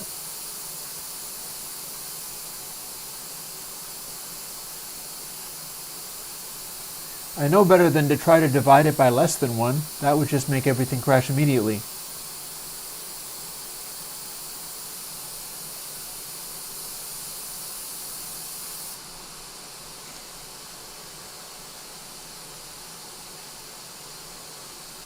Alrighty. We learned something. It might not be an important something, but we learned something. Namely,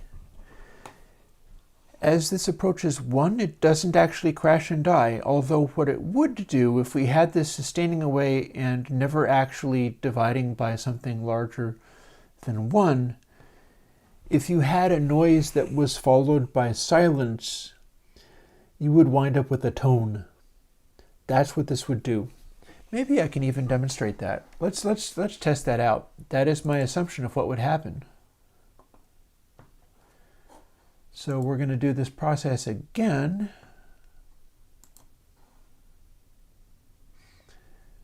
But we will then see what it does if we hit a section of silence. So what this should do is make a sound. I'm not you guys are talking about how that is a thing. I'm not convinced it is a thing with modern compilers and optimizations. That basically makes no sense whatsoever. So what we should have is it should do this. My suspicion is if we run our effect stack,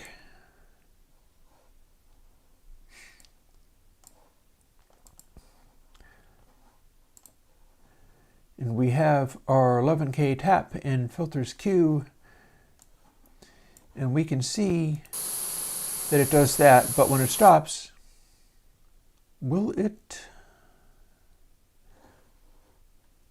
make a sound?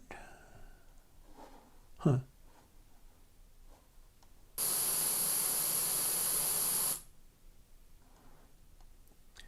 Didn't expect that.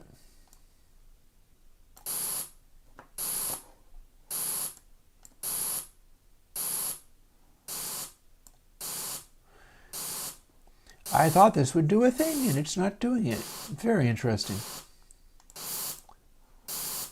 So if we do this, no?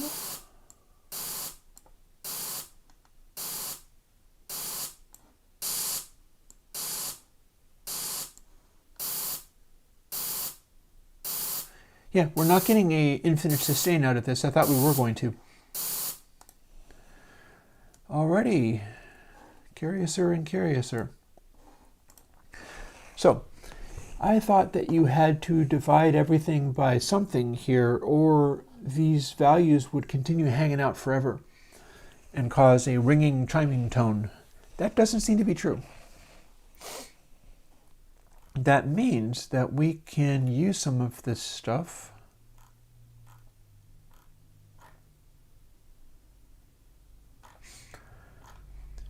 This might be a good time to dive into this. Oh,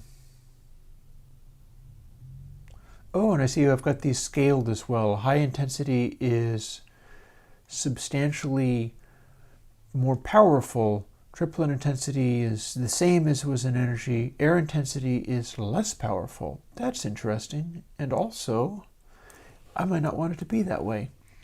So let's see what kind of boosts we get out of air intensity by taking away those adjustments, because I might be able to use this for something else.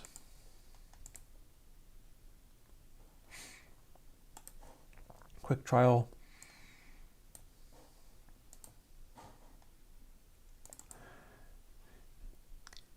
Anyways, that air band boost is probably going to be more useful to be powerful, so let's see whether we can make it happen. After all, if I can make that work powerfully, I can use it with the dry-wet control and have more of the dry factor in.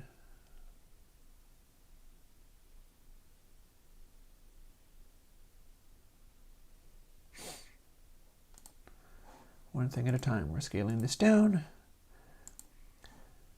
Back into our effect stack, and let's see what we got this time.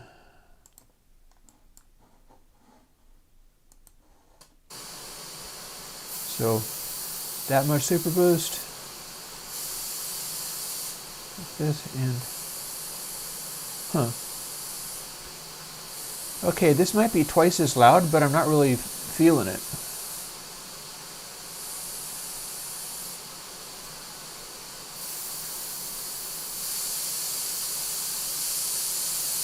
Yeah, we can clearly use all of them at once.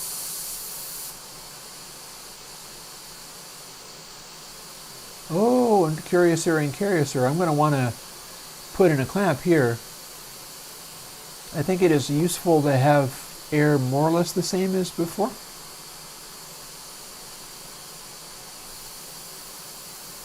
Yeah, we got something going on here. 22K tap. I'm going to want to scale back the negative range.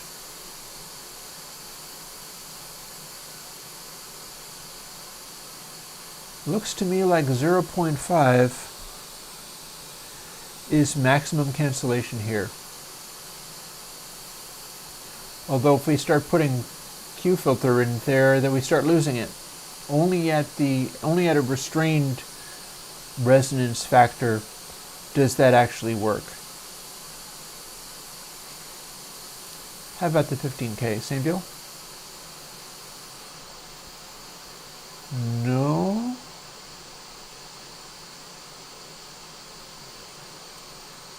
$15K, I'm going to say that is about 0.75 or so that is maxing out. Yeah.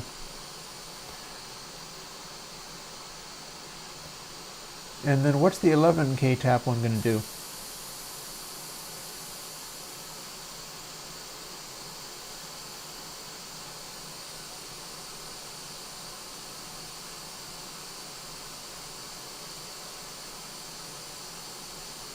Interesting.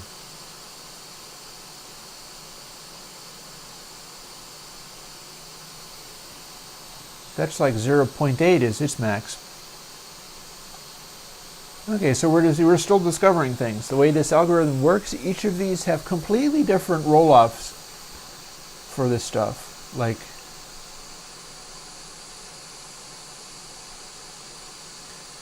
we can notch all of these to 0, but they're all requiring different values to do it.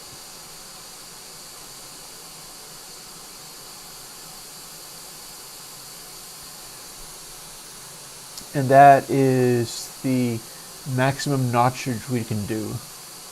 But then you start adding the resonance, it becomes unhappy and doesn't notch anymore.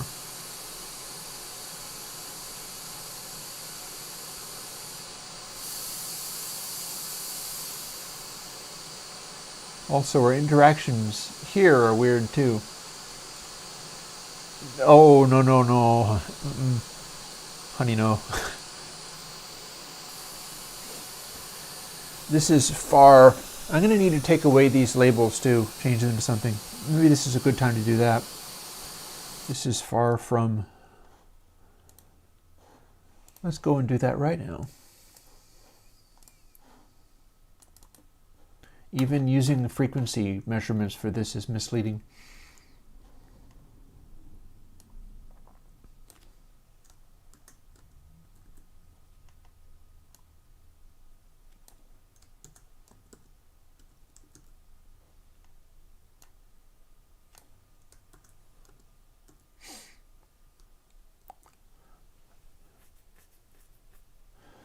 We'll use that. And the next thing I was going to try is I now have these so that they work. They're going from 0 to either 1 or -1. That means I can make dedicated filter queues .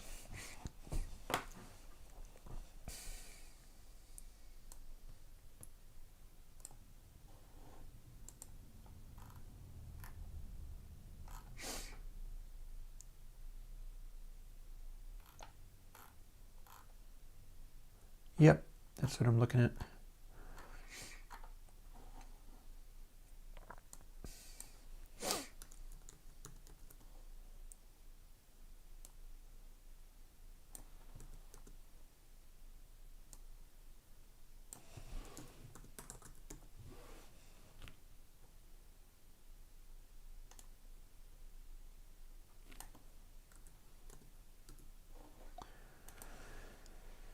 So let's see what we can make this do.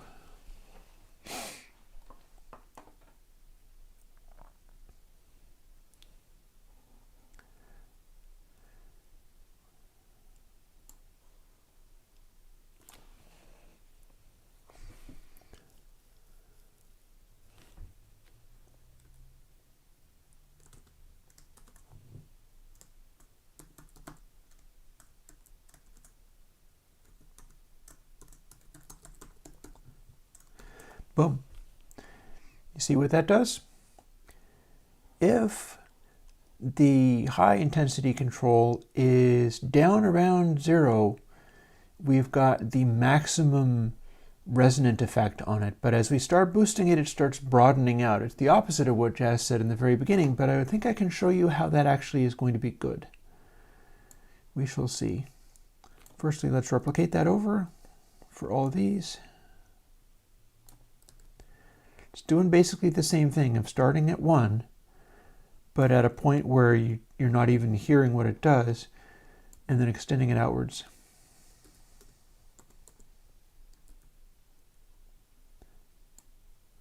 If this works the way that I hope it works, I will start throwing music on, and we will spend our last few minutes of the stream going into what this new Air band EQ will feel like to work with on actual music and actual sound. Oh man, look at that. I have an interesting little typo. Can we edit all in scope?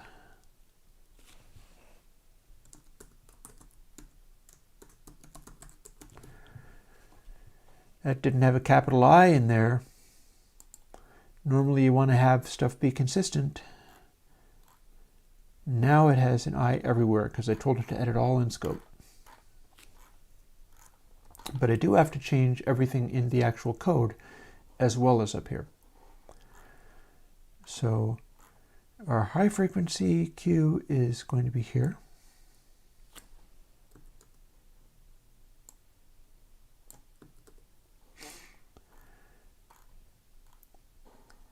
Our triplet Q, let's not type this stuff. Typing is boring.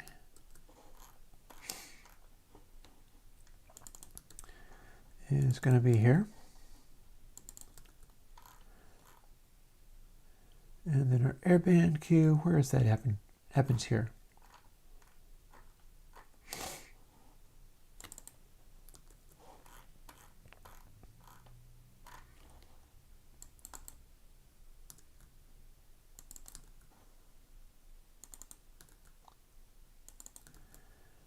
In these places.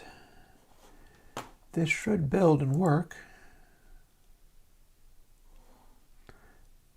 As is my wont, I may stretch this out a little farther and add the single-ended triode component. Or at least experiment with it, because that feels worthwhile. And now I have freed up control for it.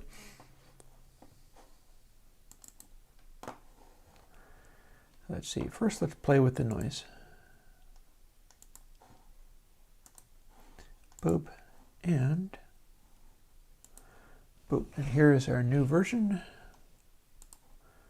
Filters Q no longer does anything.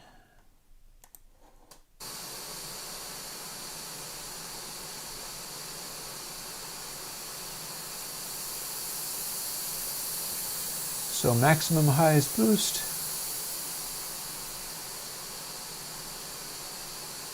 And it gets steeper as it goes. There's our 15K.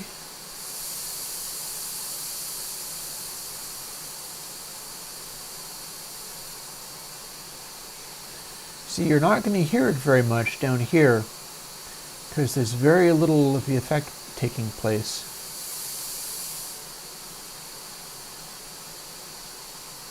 And then 11K. Oh, but that's not right. I changed the names. How is this not honoring my new names? Oh goodness, is it because I've been doing all that? Let's do something smart. Check this out. Do you see my big silly mistake here?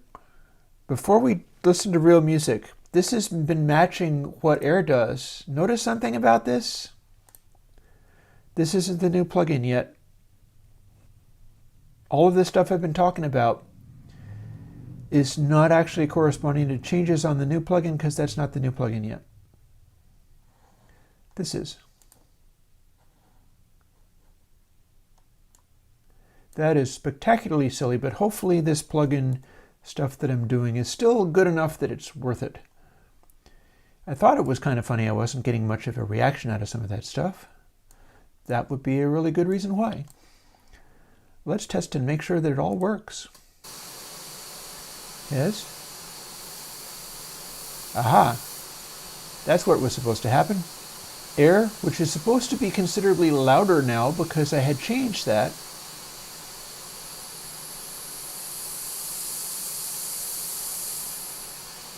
And glitter.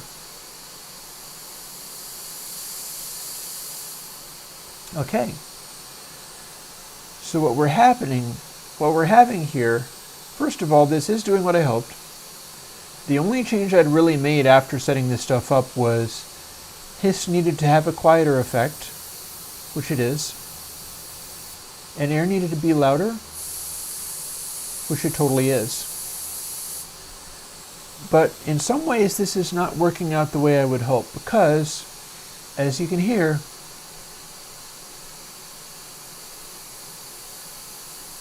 it's really sharp. You can probably just about hear what's happening there. It's a very bright sound there.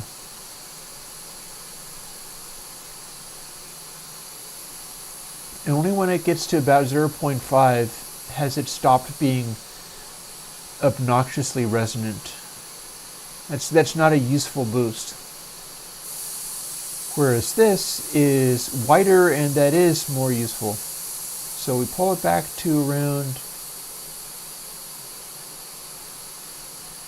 this is about as narrow as I'd want it to be. So I have an immediate change to do now that I have the new plugin actually working. Let's save stacks. Maybe I hadn't. No, I don't think I ever even did. I'm like, maybe I instantiated the new plugin. No, I don't think I ever actually did that either. So here we are with the actual plugin we meant to work with. And now we can start working with some of these things in earnest. Firstly, how do we make this be how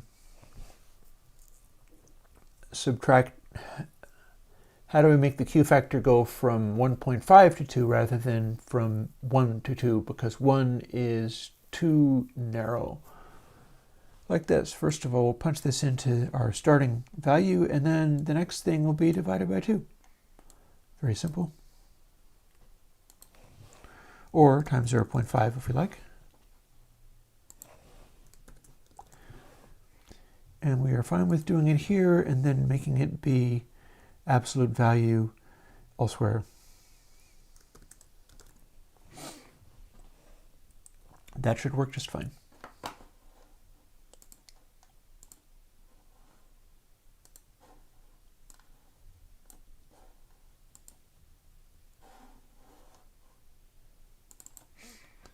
Build that, run it. We should be able to plainly hear what this does to things on the noise source, and then we can hear it on actual audio. And we probably have considerably more airband boost now that we have that set up, which is good because the eventual version is going to be using dry wet to manage that. Here's the effect stack, here's the Air2, and away we go. So this does nothing now. And if we added hiss,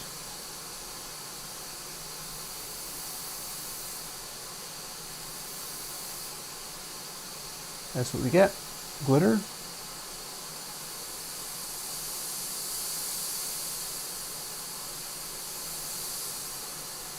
Feels about right. Air.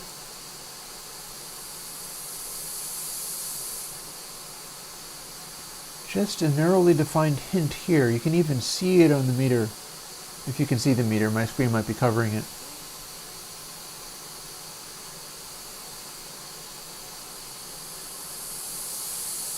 And then as we push it a little farther, it's widened up enough.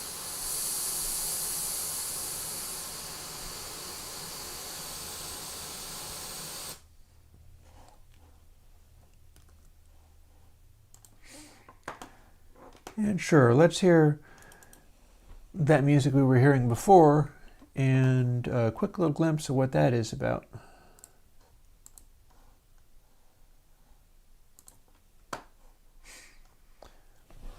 Zero these things out.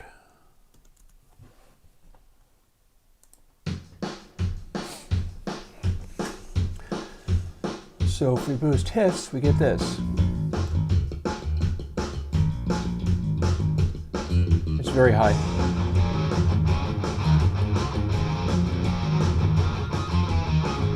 Glitter.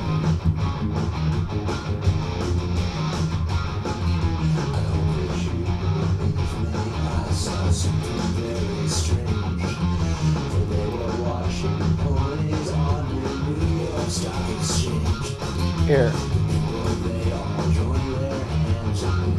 Or combinations.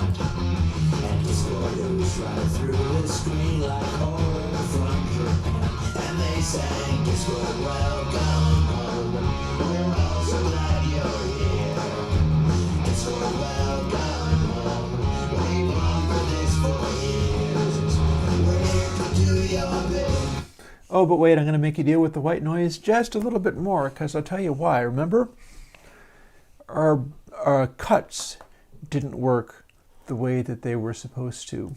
So what was our values in there?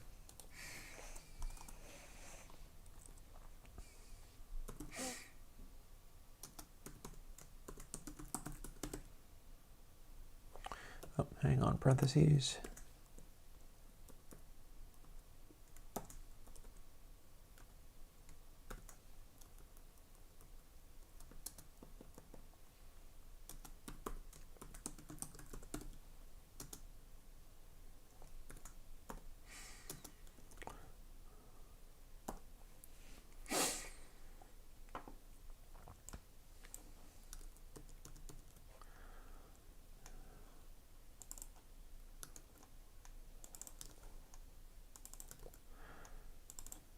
They weren't all 0.5 either. That one was 0.75 and that one was 0.8. There. Now that we have this, yeah, I tease you about the white noise because the thing is, if you're going to be a plugin builder, you're going to have to be prepared to listen to a whole bunch of horrible noises like that for hours on end. Just listening to that white noise or listening to the particular drony test tone kind of thing to hear what it's doing. Because you gotta. Sometimes that's the only way to get through these things. It's not terribly loud anyhow. So, scale it down a bit. And let's go back to our Air effect stack and go back to our noise, and hopefully, as you can see, we have our boosts, but this time, or not, huh? Oh, I bet I know why.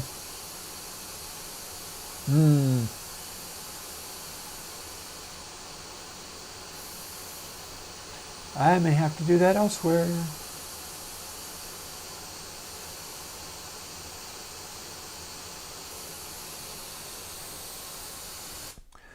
You see what went wrong? I'll tell you in a moment. Try to figure out what went wrong while I start to address the problem.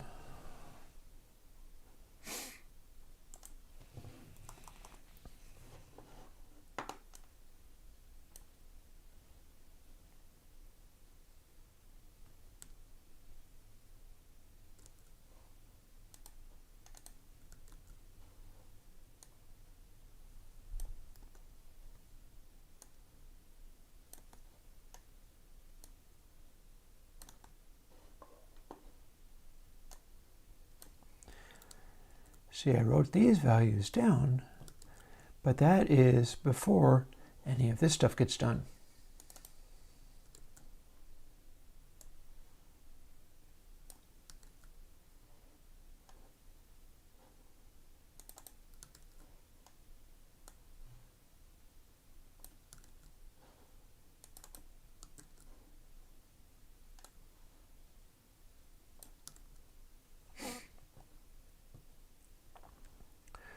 And that is going to affect how the Q factor stuff works, but it might not be a problem. I guess we'll see whether it's a problem or not.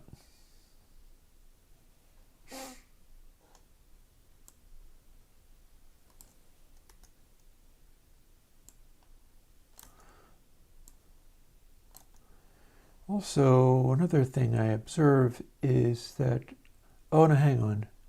No, this is going to be fine, but the negative versus positive stuff might have been confusing me. This is going to be fine because the parameters, I do actually care whether they're less than 0. That's what they're supposed to be. But as they came out of this calculation, their polarity would be flipped.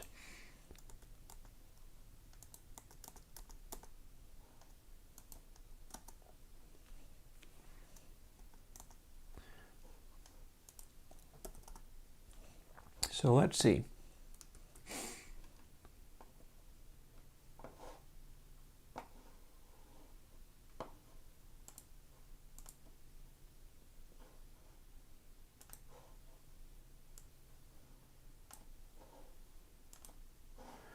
Nice little sequence of various silly mistakes. Sometimes the days are full of silly mistakes, but every now and then the silly mistakes give you a good outcome of some kind or other.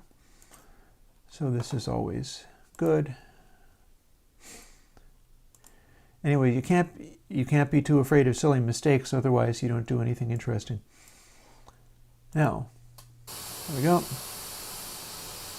So, boost, and okay, it doesn't want to cut quite completely, does it? How about this one? Yeah, that's a cut. Might not be the deepest notch ever. And how about this? Yeah, it went a little beyond, see?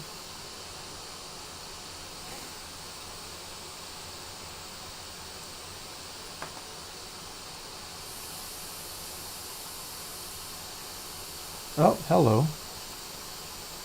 Look at you.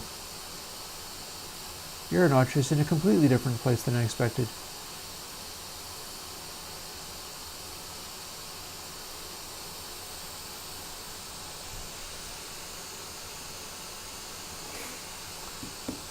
Okay, so 0.714.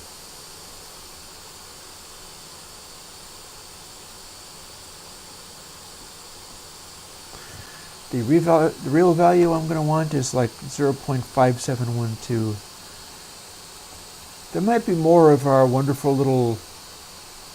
Hello, there we go.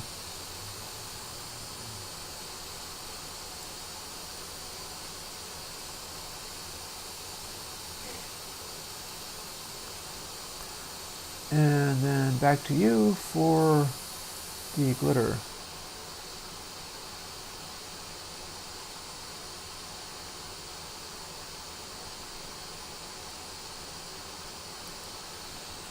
So 0.951.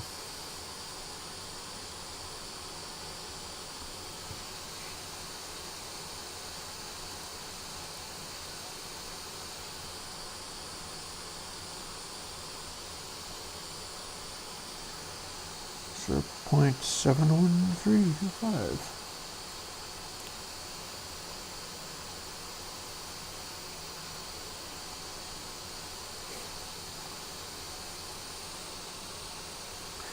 And let's just expand this outwards a little bit so I can dial in on it a little better. I'm taking the new points that I'm arriving at and multiplying them by the previous ones.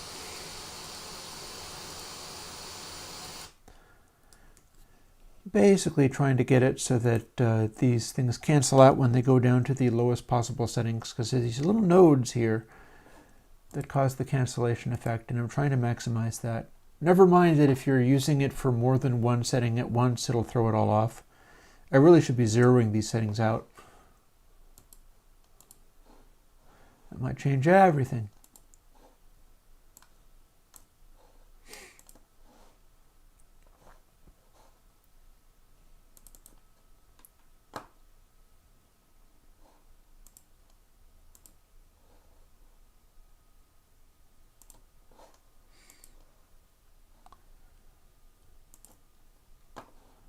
Alrighty. Back into the breach. That's a good notch.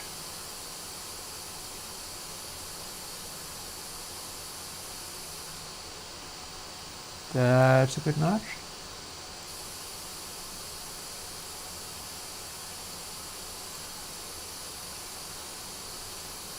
And that went past the good notch, so let's go and find it.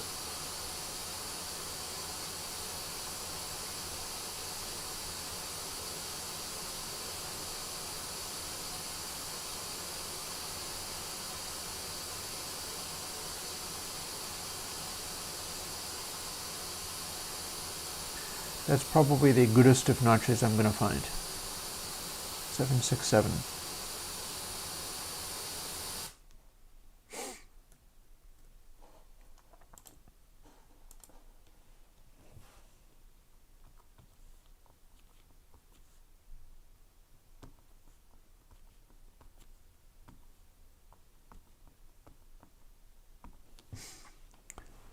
Oh, hello, we've got a similar number again. Okay, well, if you're...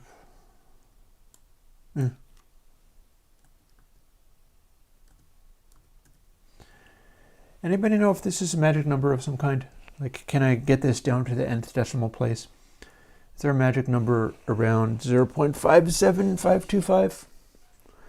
Because it's the kind of thing that sometimes happens. You start narrowing it down to this thing, and it's like, oh yeah, the math just works out so that this is the, like, square root of q over y, you know. However, I don't know whether that is going to be the case. What I do know is that that's very likely to give me a suitable notch for those purposes, although they're going to be thrown off if you wind up, I think they're going to be thrown off if you wind up combining them with other filters, combining them with other bands in this. But for my last magical trick,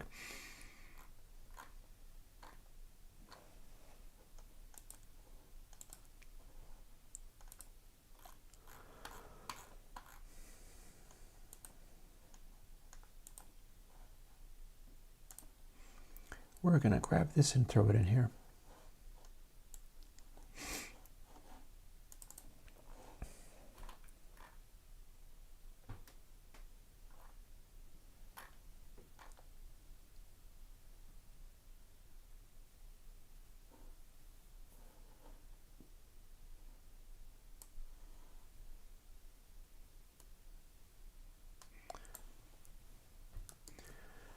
Let's keep that the way it is for now.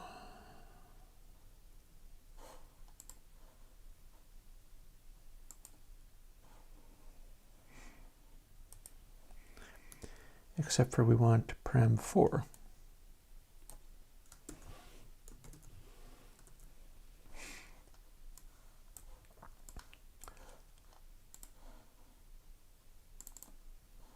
We're going to change this to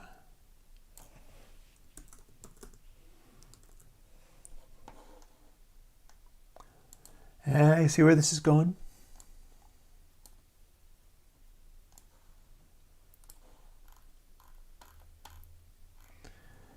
And we're going to take this stuff out of here.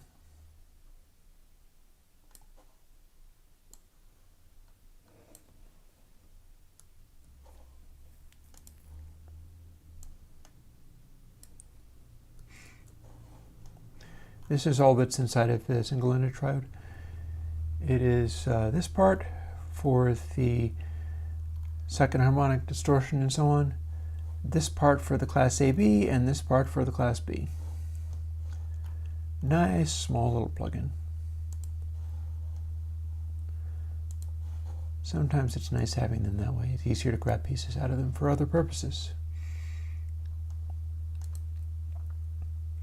Interesting how I'm using intensity in so many different ways. I can rename that though. But for now,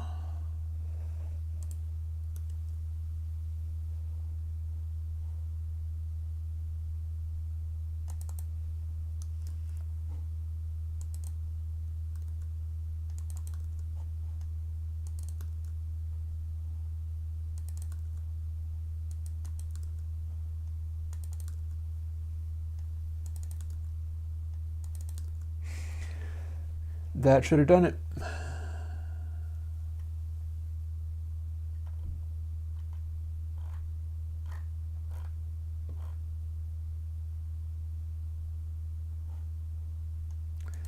Possibly not. See what I'm looking for in here?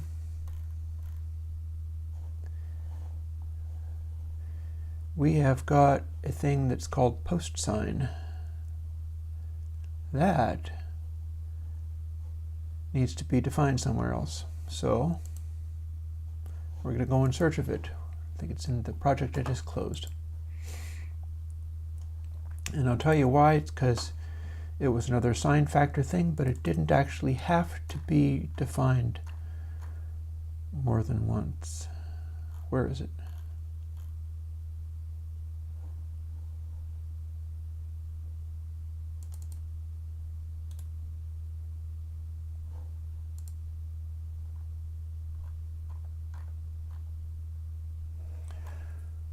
Oh, hello. Okay, that's interesting. Apparently I defined it as a permanently maintained variable. I guess I just only wanted to, yeah, that kind of makes sense. It is a sign calculation, even if it's always going to be the same thing. I guess I didn't even want to define it every buffer. Just like, no, we define this once, ever. Like this.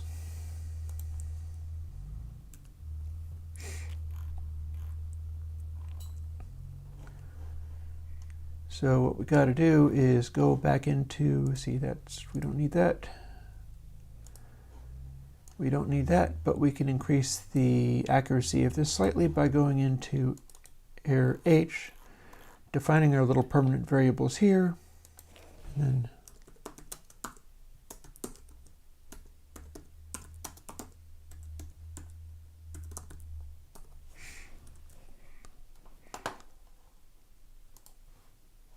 I'm not sure why I called it post sign.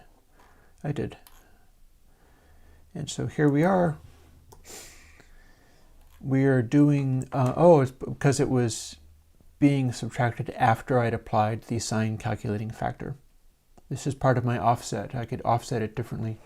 Oh no, we should be getting audio. It's showing that it's sending audio. I don't know what to tell you. If I'm not getting audio on the stream, that is a shame, because I'm certainly sending it. Oh, I know what happened. No, it's claiming excellent connection. I don't know what to tell you. Here, we'll continue doing this. If the audio went, then that's because YouTube bites it. Build.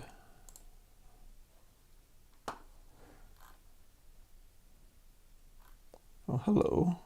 Oh, we're not using that part.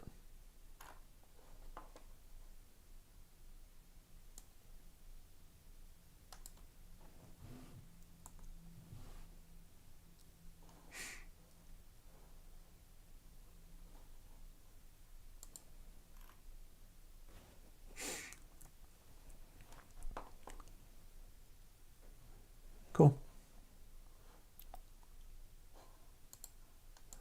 Build again, and we will not have errors.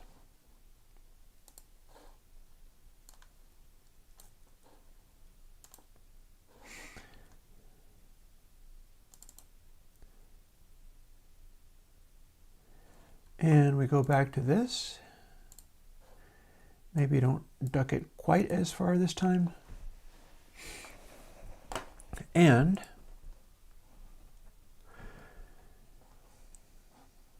go to our effect stacks.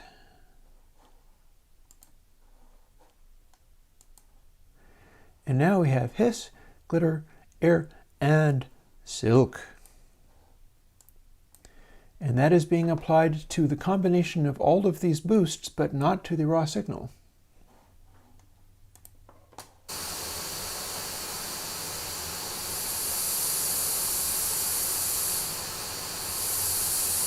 So lots of loud, and then as we bring this in,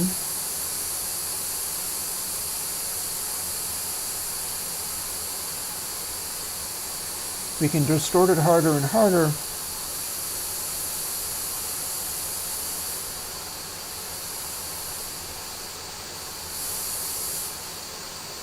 Or notch it.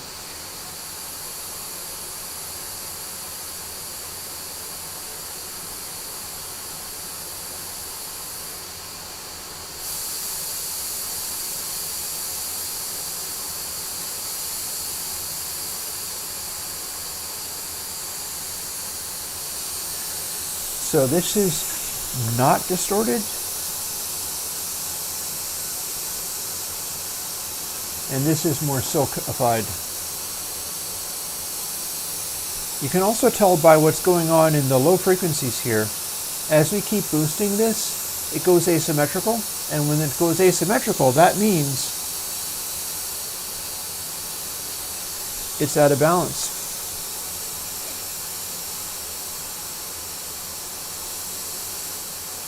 Trying to think of it. Here, check this out. Boost really hard.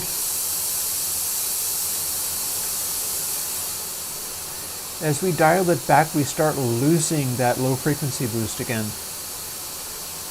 So let's find the maximum that it would be at.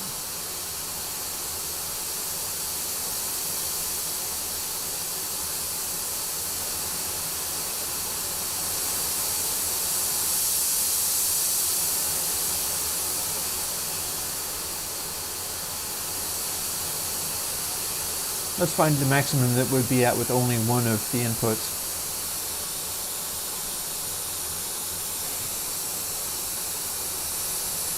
See, because no distortion, there's no DC. Maximum distortion for what this is. Granted, we'd be able to get higher levels.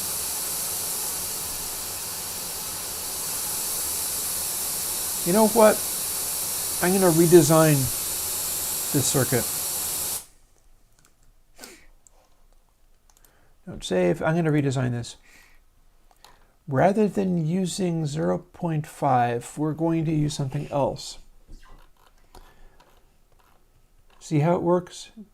It scales everything, and then we offset this stuff. So if it was silence, then the multiplier would have it continue to be silence. We offset it.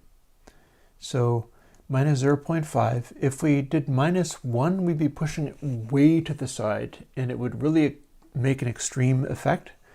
And then we're using the sine distortion. We could go as far as minus 1.570796333, etc., to make it so that it always clipped the extreme and then let everything else through. But we're not going to take it quite that far, but we can probably take it to 1.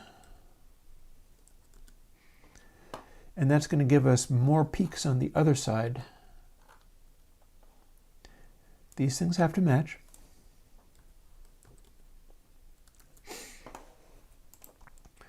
And then if I build that, I will get thing where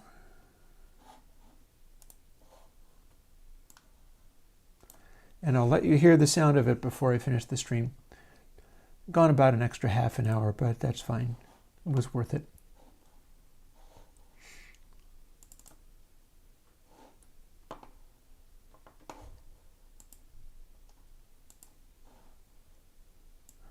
We'll make it be even a little bit louder.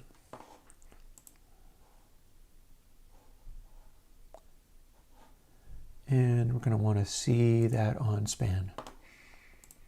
So here we are.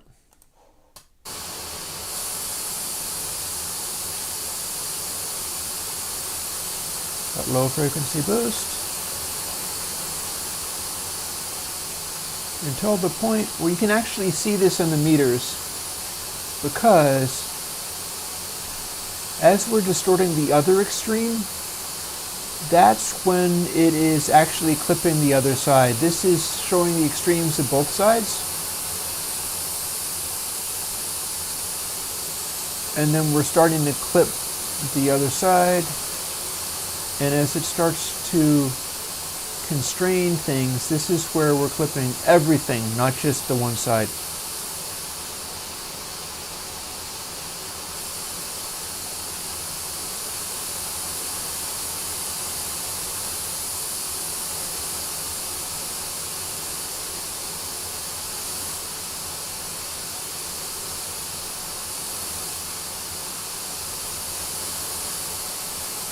Or is it? Hang on.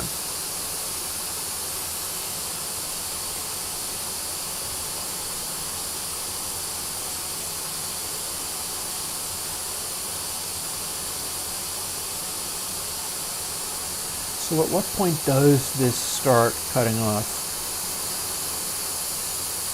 It goes up to here, maximum lows, and then starts falling away again as we start clipping everything. So our maximum effect was around here.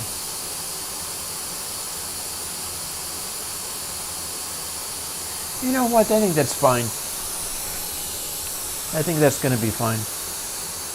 We have more of a range than we had before.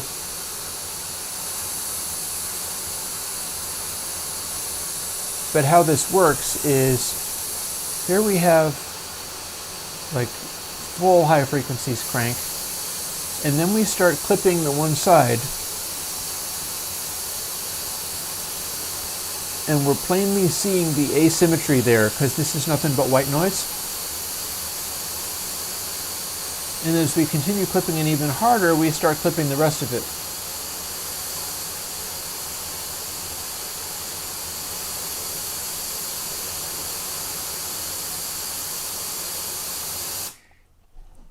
So yeah, the concern here is people who would get the plugin, start cranking everything up, and then just crank up silk all the way every time. Must have more silk always, and that's not necessarily going to be desirable, but you know what, the way it's set up, I don't think it's going to hurt anything either, so we're probably fine. We might scale it a little bit though, I don't know.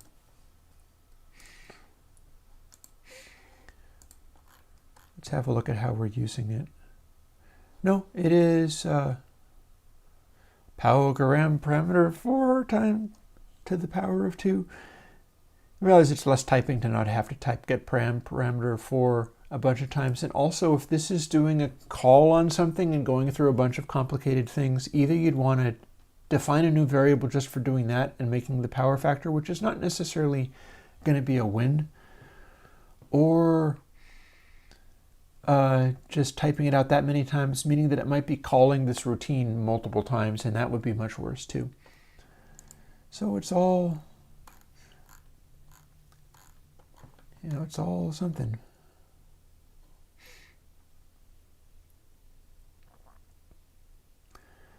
That might be a fairly decent scaling of where this is, although I feel like I could make it go closer down to 0. Did it just respond to me? There we go.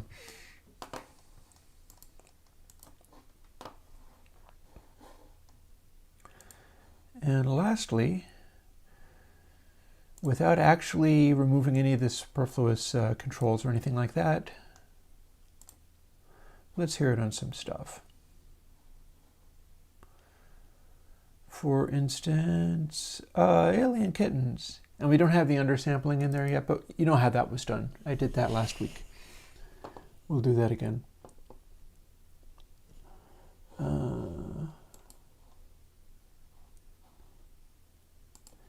And here we go. Oh, that's a lot of bright. So, as this kicks in,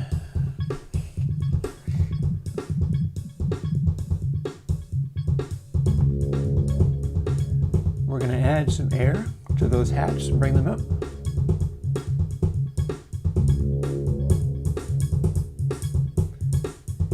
When we don't boost them too much, we can still hear we're doing something, but it's more localized. It's a tighter cue. And now we're going to silkify it.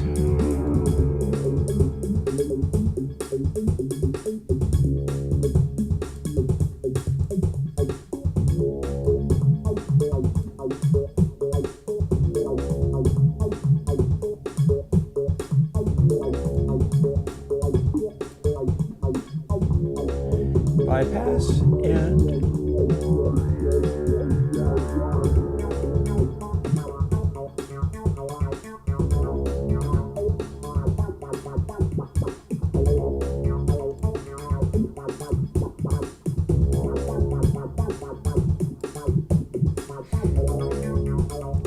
there you have it.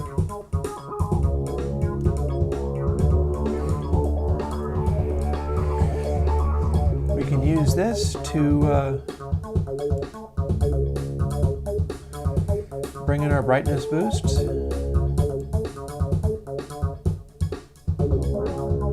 Or less of them when we get the undersampling thing going on.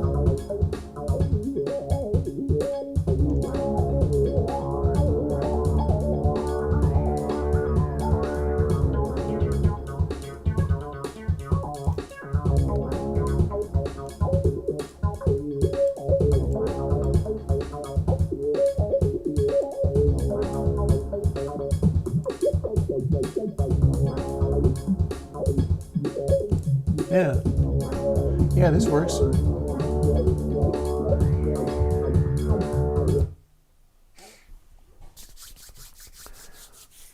Air2 is on the way. By the time you see it on Sunday, I will have the undersampling, which is a very straightforward process. The stuff that I've been doing is the trickier bits that should hopefully have a good effect to its usability. And we're using silk instead of a manual control of the cue, because the cue gets narrowed down as you're adding less of it here.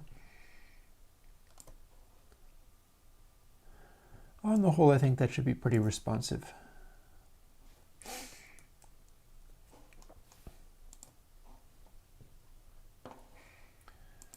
Also, I wonder...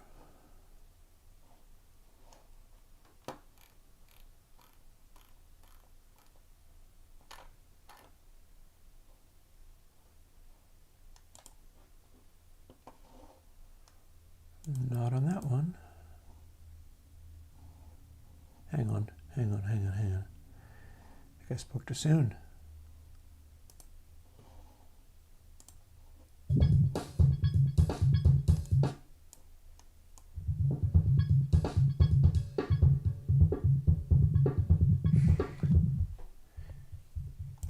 Here we have a low pass. Here we have a high pass.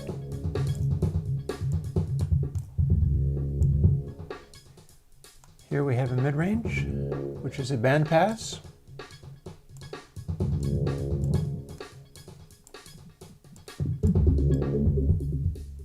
There's your notch. Call this a surgical EQ. Look, check that out. High Q.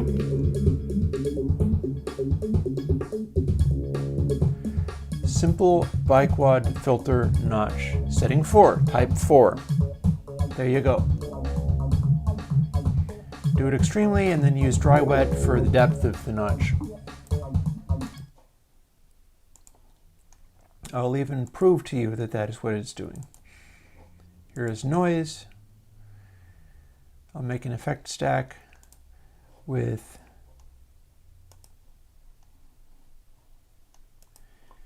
biquad and span.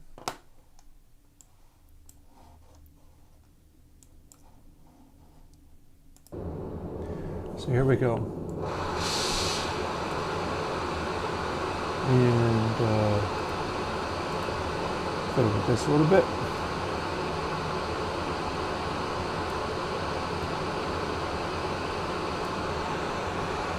So, low pass, high pass, band pass,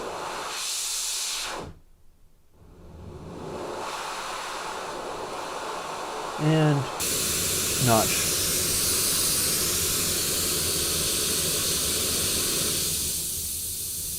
There's your notch, man.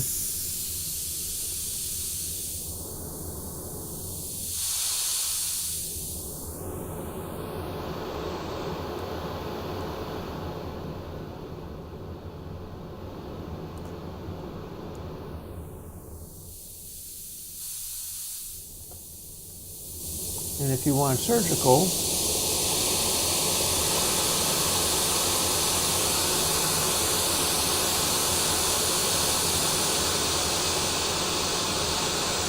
a higher Q gives you surgical.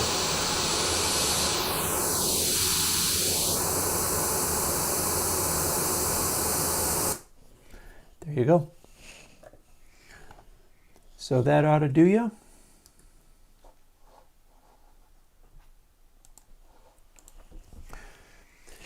Wish me luck with the process of doing the downsampling stuff on Air2. That's actually pretty straightforward. I did that last week. That's what the last week's stream was about, so that should be pretty straightforward.